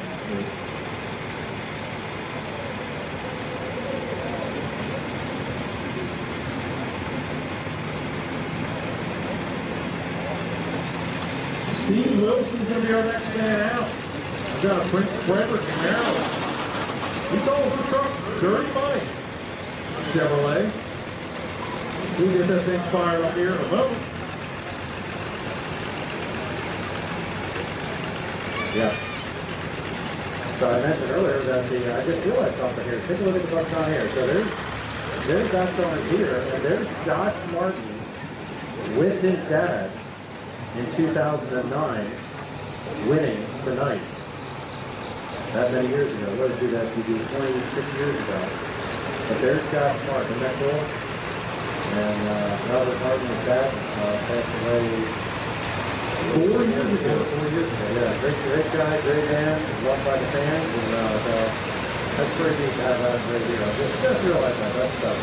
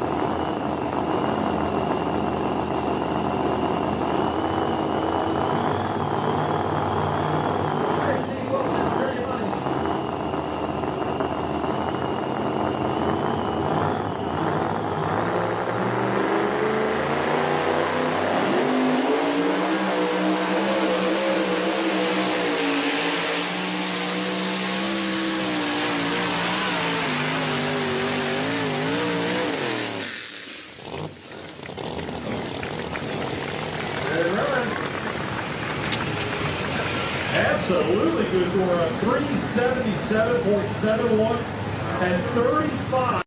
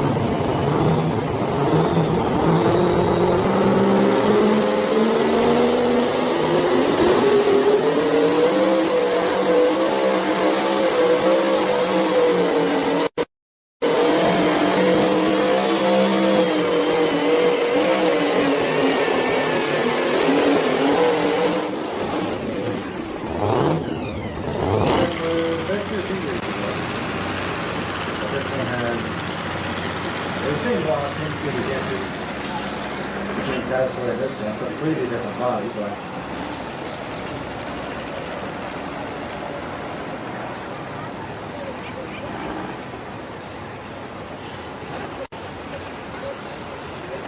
I was asking him, how much oil does this take? You will put on board between what's in the pan as well as what's in reserve. And that's tank on the left side of it. Not by the right side, I believe. About 18 quarts of oil.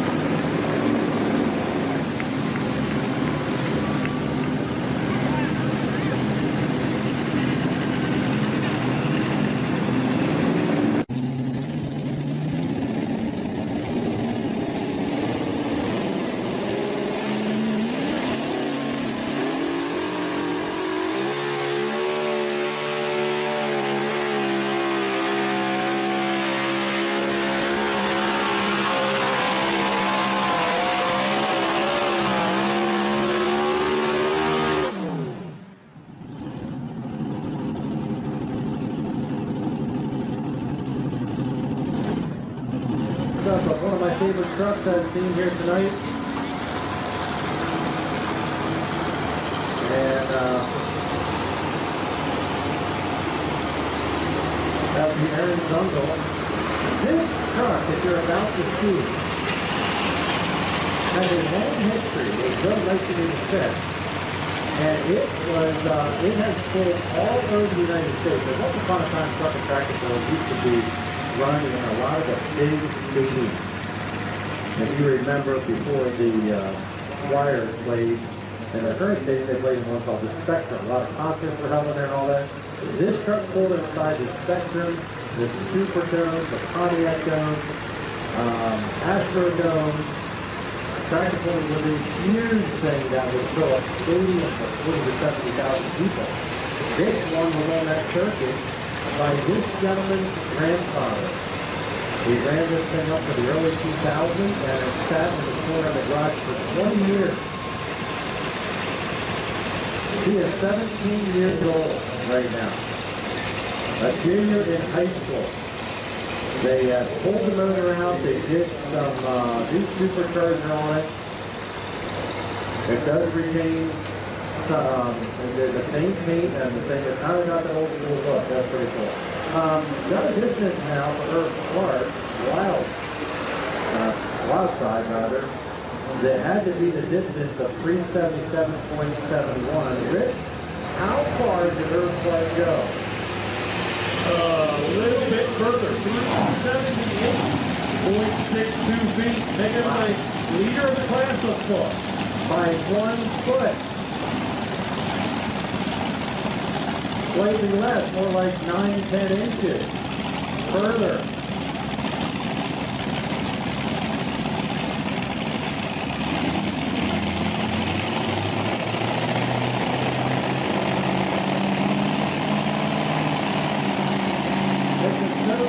This truck out here. This truck won some of the national events here in the bus.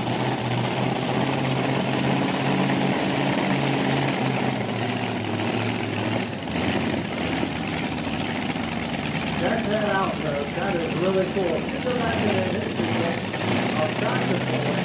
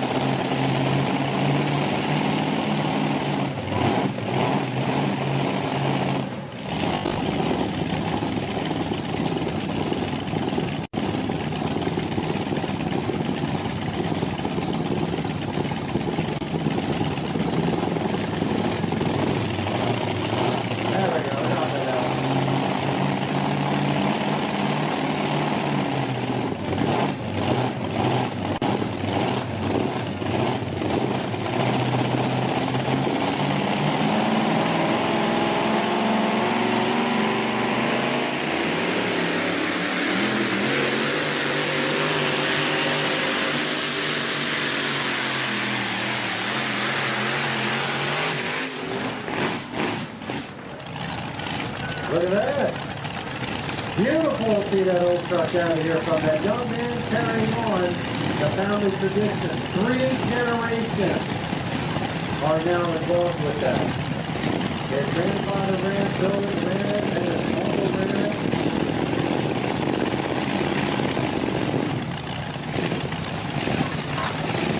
Official distance 292.66 for the Steel City Shaker, 292.66.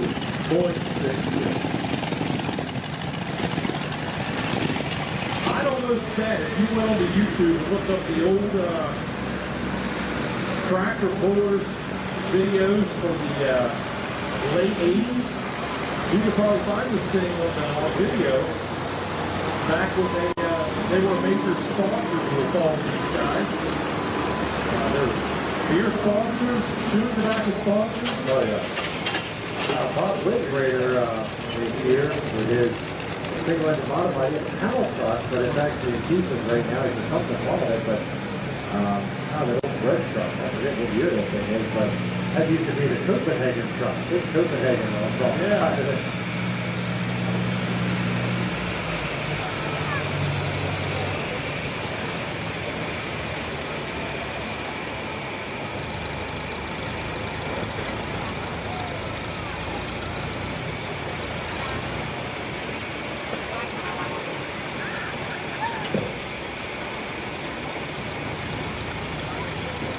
$292.66. The running bear Chevrolet.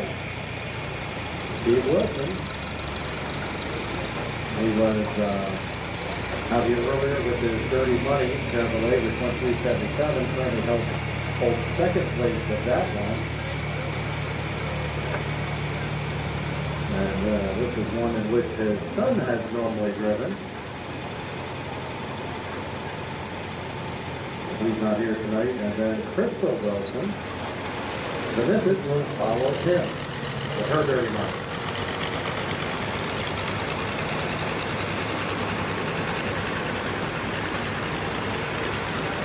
By the way, Steel City Shaker, they are planning on talking to family beforehand. They're planning on building one and putting a new Chevy body on that one. So they'll have kind of the old original and the new one. So we look forward to that. If that does happen, the family be able to do that. For them to run a food truck forward. And you find that common in this fact because he's saying you can put two on a trailer and taking the full, double the fun.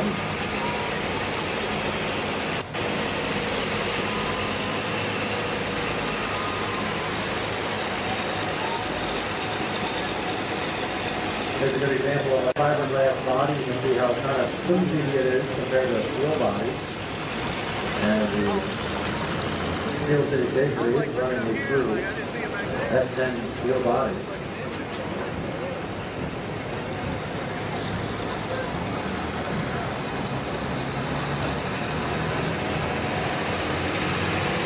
I was telling my story back in the days. I said, what if they start having these bodies that lift up and they just go down the track like this? And then the guy, I wish I remember.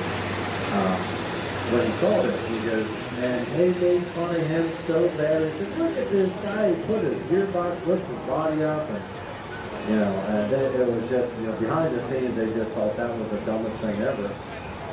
And then next year, half of them had that on that. So they said, wow, that's kind of nice to work on, you can see what you're doing, and get it out of there. Yeah, it was a dumb idea because they didn't think about it. That's right, that's probably what it is.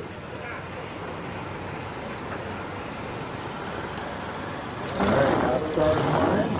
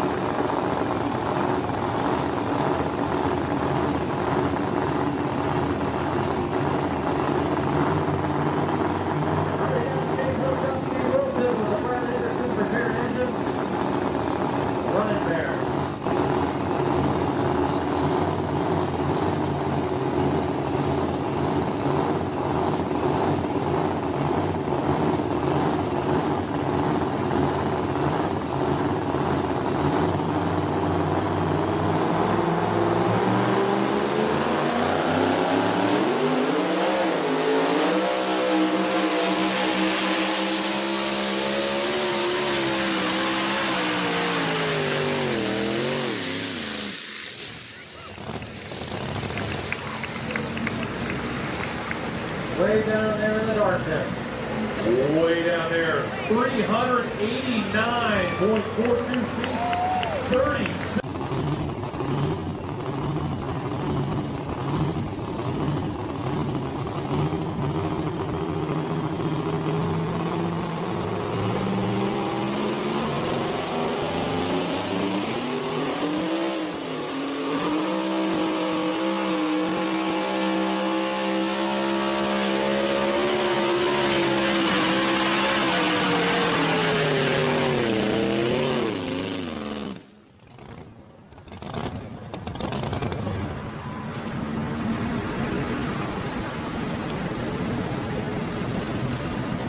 Testament.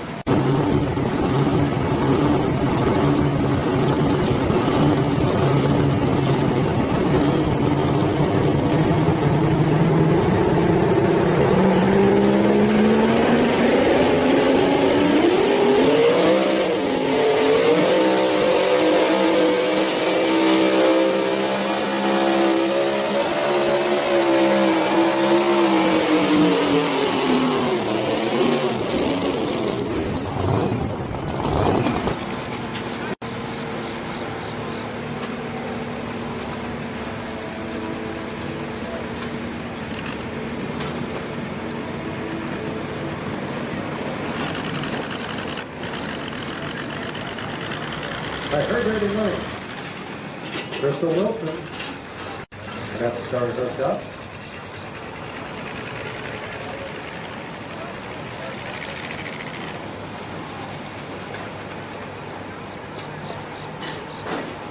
There comes jump the cable to get it and feed it to power.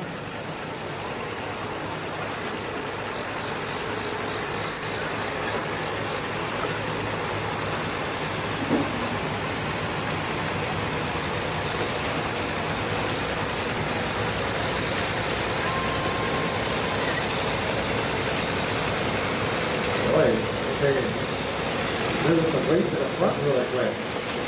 Maybe just drop the block in up front. Maybe if you come back and grab another one.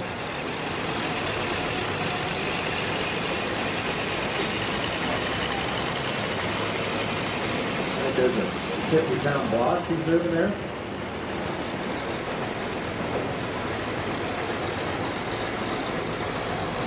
There you go. You're going to slide it down inside that bumper in the front.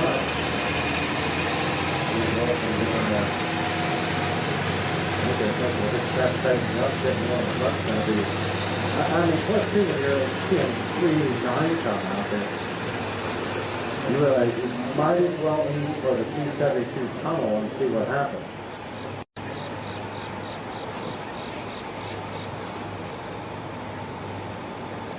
Oh, yeah, no, it's not an electric vehicle. No.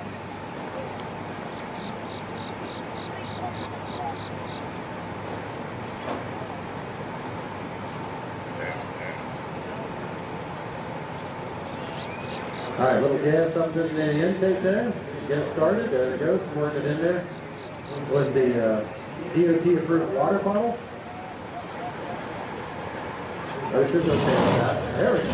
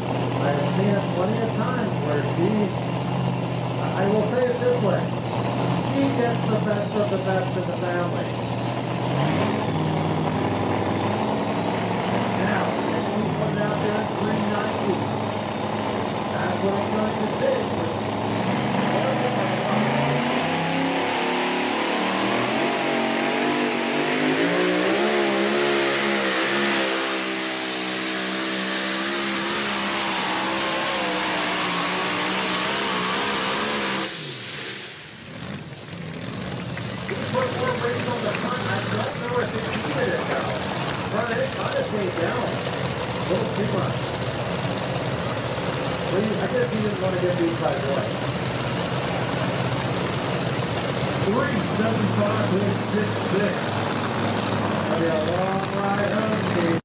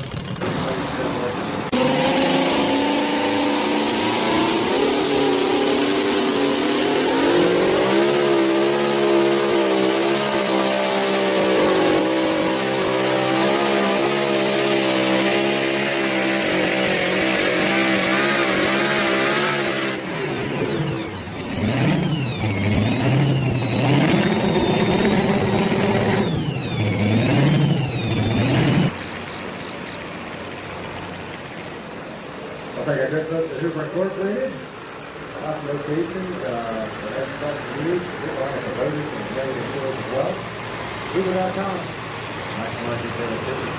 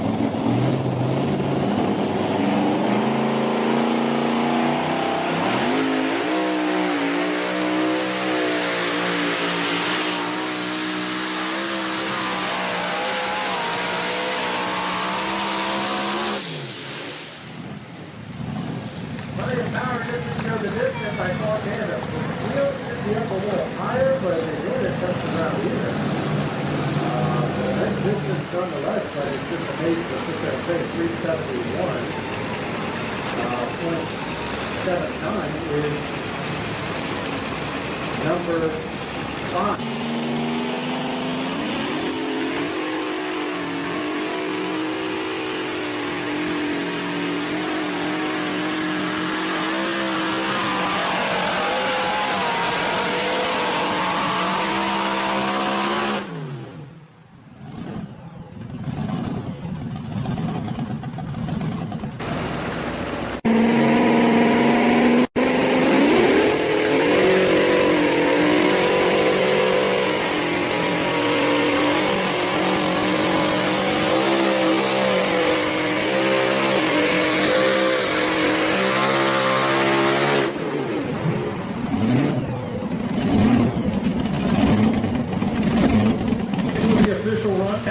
Wilson, Running Bear is going to get the win. Irv Clark going to get second. Steve Wilson with Dirty Money is going to get third. Fourth going to Crystal Wilson and her Dirty Money. Fifth, going to Ron Campbell. Sixth, going to Irv Clark and Tanner's Toy. Seventh, going to Trent Best. And eighth place, going to Aaron Zundell. And we are going right to track side with Andy.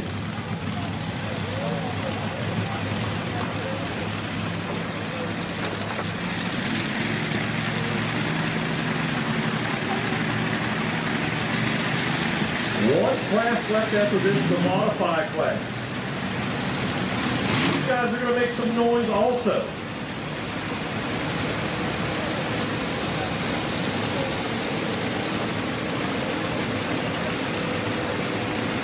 Don't forget to come out tomorrow night.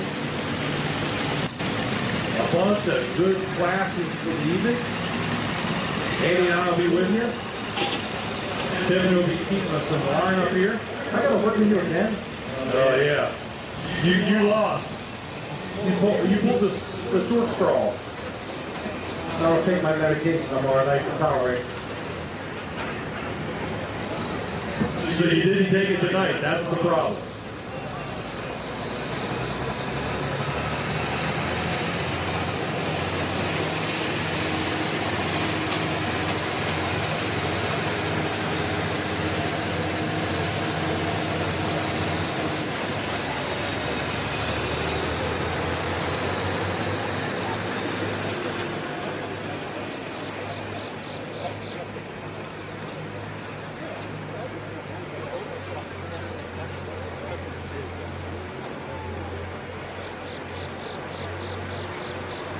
Hey folks, we've got a lot more events here for the remainder of the season.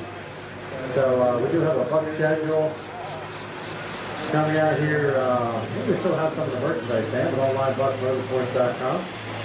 Irv Clark is out here helping his friends out. This is cool. Look at this. We'll talk to him after we get the winner out here and find out how he is. Usually we put your wife down here. She's usually, I think she probably won more than you did. And, but I tell you what, Steve Wilson down here trackside with him. Once got a great class of competitors here at two-wheel drive. And coming out front, that's got, how do you feel about that? I'm just saying the death. I was putting the motor together today. Is that right? Well, somebody knows how to build a motor, and that was you? Yeah, I guess so. Well, I tell you what, a lot of guys that have gone through some breakage this year. You saw Irv with his breakage. I know he's friends of yours, and he actually gave you a lift over there. And so I know this two-wheel drive team, you know, the classic guys, everybody helps out one another. We do. I treat him like a brother, you know, so I put the stuff on the rebuild for him, give him a motor, and come back on the track side and this.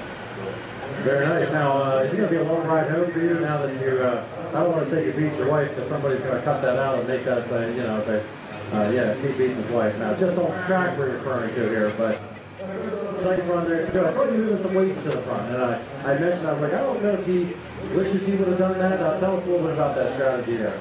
Well, I normally beat myself when I do that, but she ain't gonna let out of it, but the spin out of real well. Is that right? That's how it works. Because you're the one fixing it, I take it. They run hard. So my son's got a drag truck, and we took it out this summer, and I did better. And he said, "Why is that, Dad?" I said, "I'd rather drive it than drive myself." Is that right? Like it's a rental, right? Ladies and gentlemen, the Wilson family has been long supporters of the Buck. We love them. We really appreciate them and their family. Congratulations. Anybody else you want to thank here? Because I know it's a big team back behind you. I got to thank the family and her part and everybody else. Nice, nice. Well, once again, the Wilson family. Congratulations, Steve. Nice job. Very nice job. Let's see what happened to Irv's truck. Do we have time with this? Irv, the Taz toy. Whenever I see yellow fire underneath an engine, that's not real good. What happened to Taz?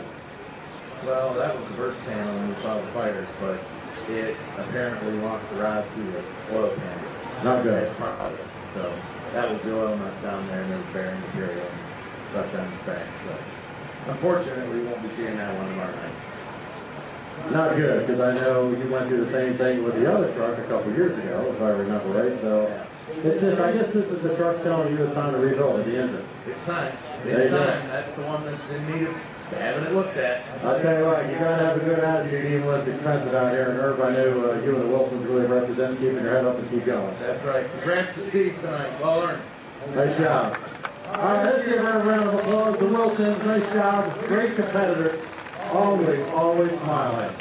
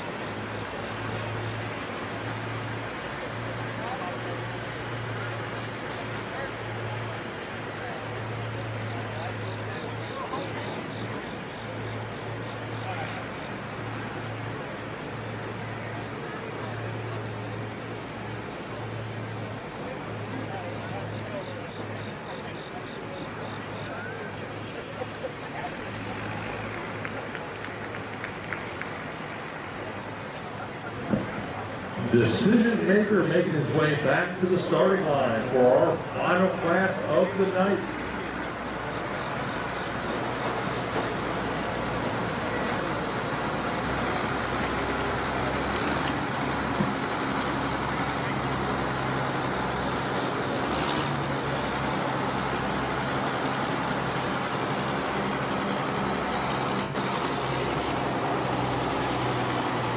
Hopefully you're able to come back tomorrow night. We do expect even, let's say, 3 or 4 more tractor classes. The interstate guys starting to come in. And we're getting word some more modifieds will be doing, multi-engine modifieds will be doing what you are about to see here now. So, yeah, some guys, they have to work and can't make it this far. So we certainly expecting a few more to roll in. And that'll be, just make the Saturday show even bigger yet. Once again, running 2 sleds, 2 tracks. So you're going to see, if you can get sick of pulling, you could tomorrow night, because it's going to be a lot happening out there. Lots of constant action.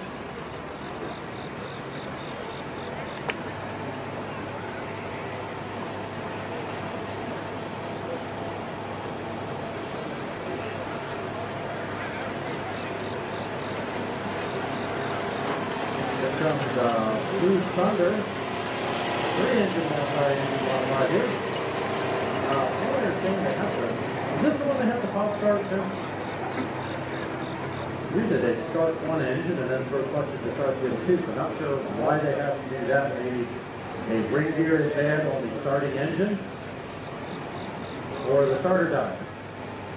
And they don't sell them at Pep Boys or Advanced Auto or O'Reilly's. Very specialty starters. They don't. Pep Boys don't sell parts anymore. That's right. Yeah, I can't use Pep Boys like that.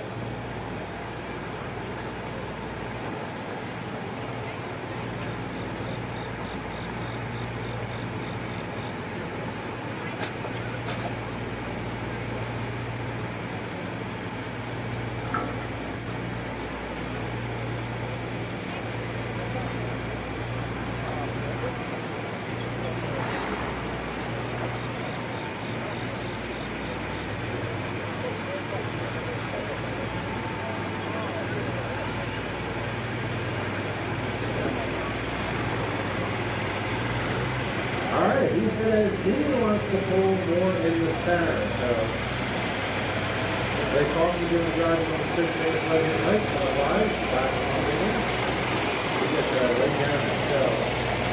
We got 2-wheel drives it out. How about take 3 2-wheel drive engines and mount them in a tractor? That's what you get for the next one. Bob Whittenbrader, I always love to see him. He's got one of the oldest builds here. Is a 1-engine, 1,710 cubic inches, Allison aircraft engine. That one's got a little supercharger on there. So that is a World War II engine that was developed back in the 30s with General Motors, and they ran those engines in tanks all the way up to airplanes. Hey, the one bringing up the rear That's my hero, Andy Forrester, right there. Pops is in the seat, doing the piloting, Mr. Dale Forrester. Yeah, they're going to do a hop start on Blue Thunder right now. Now, how are they going to do that? Because I don't see any hook to the front of it. They're pushing it. Yeah, I guess you wouldn't want that thing to, you wouldn't want to be in front of it when it starts off.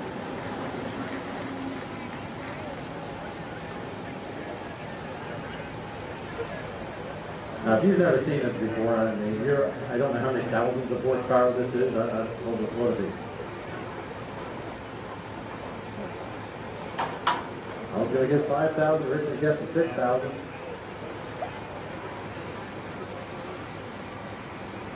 So if you've never seen anything like this, I will say the experience is not just the sound, but if you can feel the sound, feel it in your chest.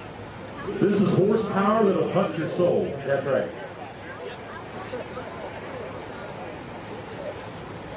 This is why they don't put developments on top of this hill, right here. All right, I think they got the top engine running. Now they will throw clutches and start the other two.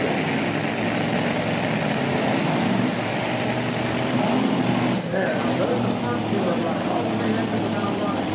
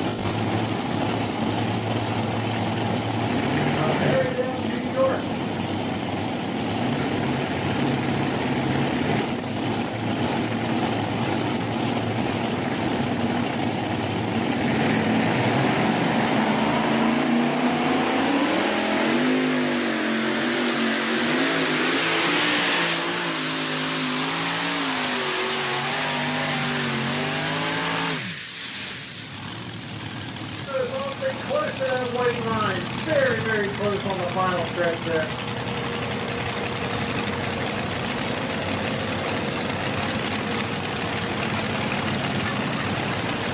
344.11 for the Blue Thunder.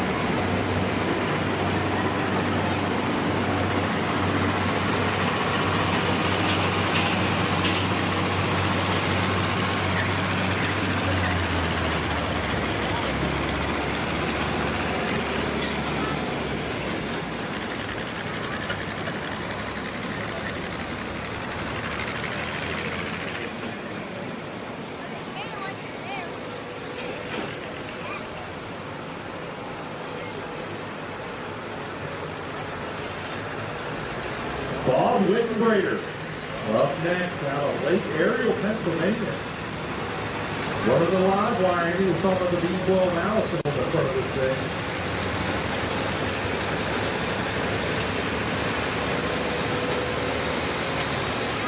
All right, we are hearing that Blue Thunder is going to drop and come back at the end. As a test score, they're the only ones with that option. They might as well.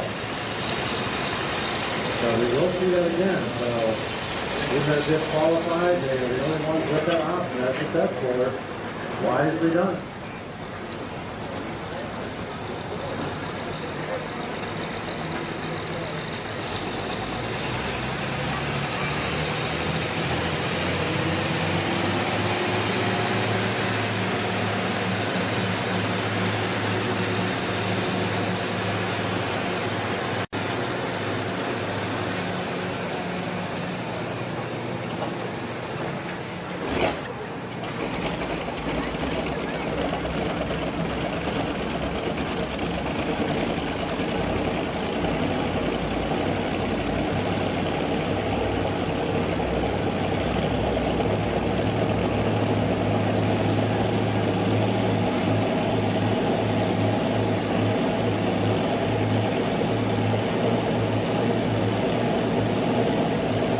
This is the old school machine of the class. Yes, it is. You can really tell that this thing does not have a lot of horsepower by just looking at the tires on the back. Notice that the treads are deeper. When you have a lower horsepower machine, you want the deeper cleats. Higher horsepower machines, you want the smaller cleats. And if you put these tires on the back of the track you just saw run down the track, it would dig up so much dirt and throw it in front of the sled that would not accomplish what you want. Woods Raider, he is in his 70s. This old man will not quit, and he and his wife are still having fun out here with it. Despite health challenges, he keeps going at it. His wife out there at the front. They don't take vacations. This is their vacation. Coming out and hanging out with the other boys and hanging out with us.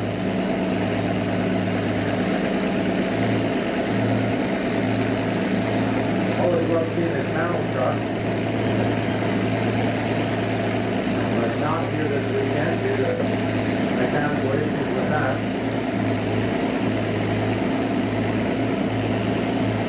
I just called in that Blue Thunder will not be coming back out. Apparently there's something mechanically wrong with it that they do not want to damage it, and they will be back tomorrow.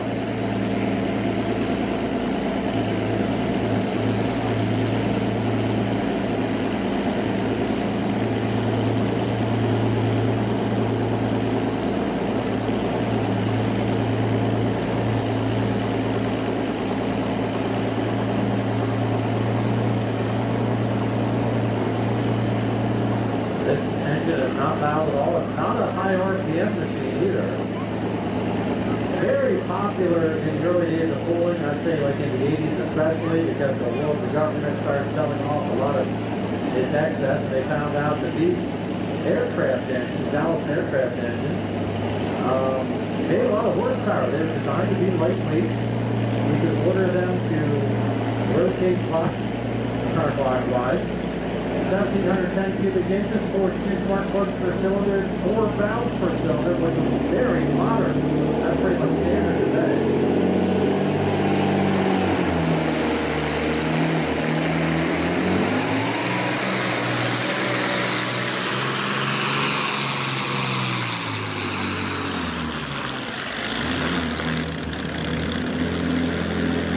Really cool to see that old machine out here. Let's give you and his wife a round of applause. Love seeing that Allison take a pass. 216.15 feet per ball, 1 miles per hour.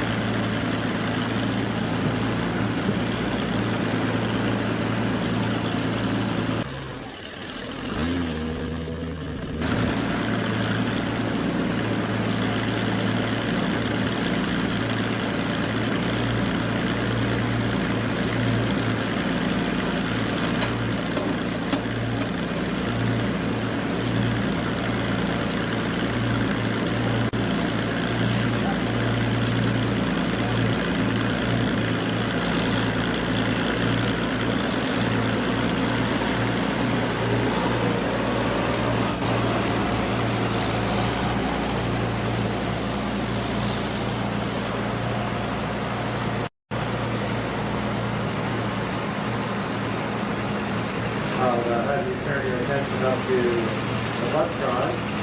Look on the Facebook page here. This was Lance's fence earlier this week. You can see the pistons, everything. And then also scroll up here to, here's the truck that just, let's see, Wilson's truck in pieces. The one that won. That was earlier this week.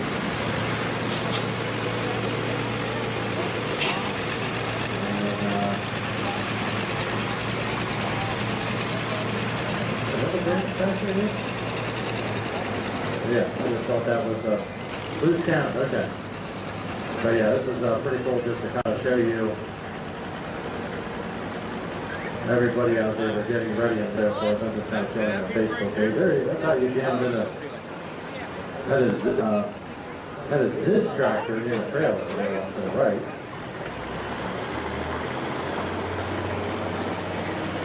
That's how they fit it in there.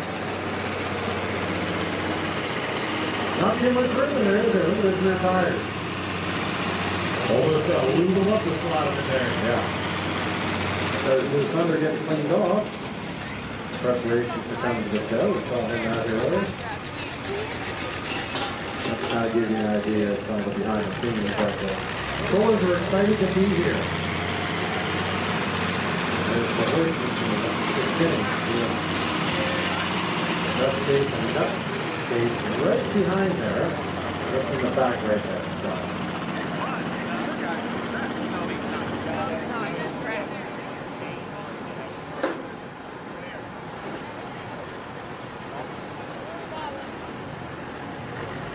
Yeah, there's the tractor right now on your screen that was in the trailer. They're down there adding some more weight for this machine. So officially, Bob Whitbreaker won the modified class.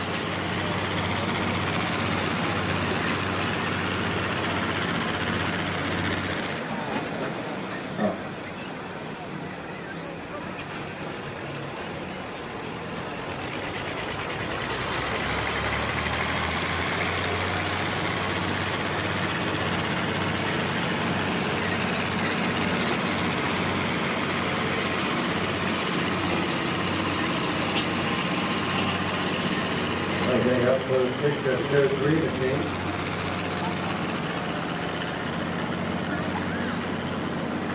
Takes a little gearbox work to put those engines all together.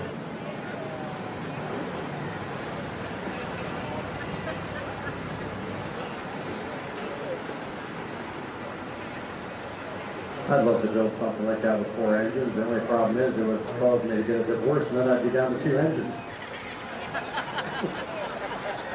But I would still have 2 engines, yeah.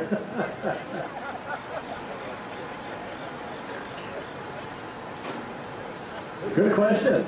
Getting asked here. What do they use to get all 3 engines to spin the same way? Well, the 2 side by side is pretty easy because they're all rotating the same way.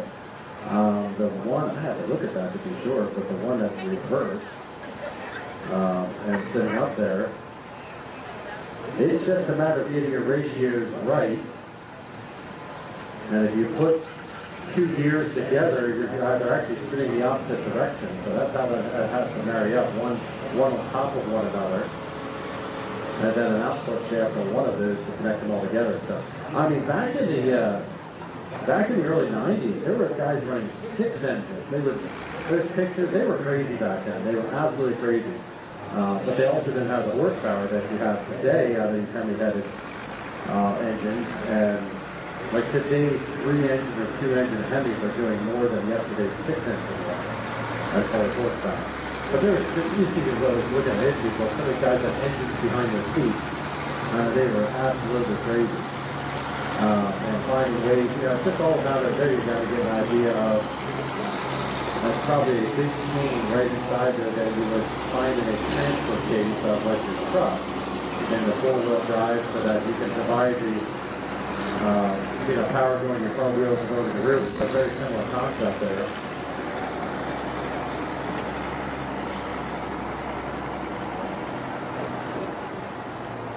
But it's a lot of work, no doubt about it, and a lot of customization. You guys coming back tomorrow night, I hope. Thanks for stopping out. We appreciate you all. Get ready to have your eardrums tickle. That's not something I ever heard anybody want to do. It's not terrible. What you do in the weekends, I don't want to know. We're not doing it this weekend. We're here at the Buck.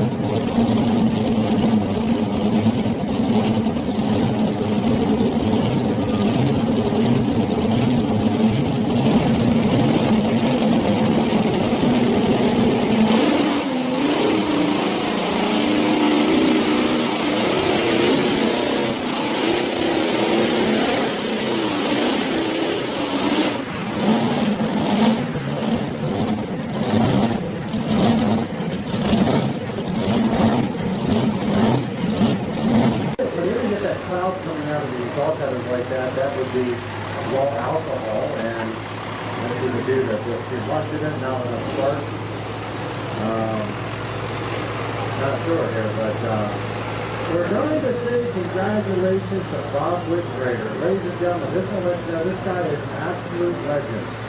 And the fact that he continues to get up here and still keep going. He and his wife is a real testament to just passion for the sport. And we are so honored to have him and his wife come out here. And he just so happens to make a run here tonight that's going to give him the first place check and the first place trophy.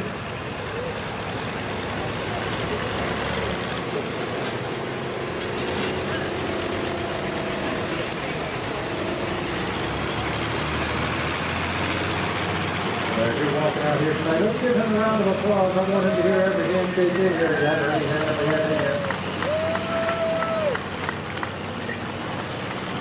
I don't remember his wife's name. I know her maiden name was a Grove. That's all I remember about her. I got that right then. She knows I'm talking about her. But there he is. We're going to get the photo and the trophy. This is really fantastic.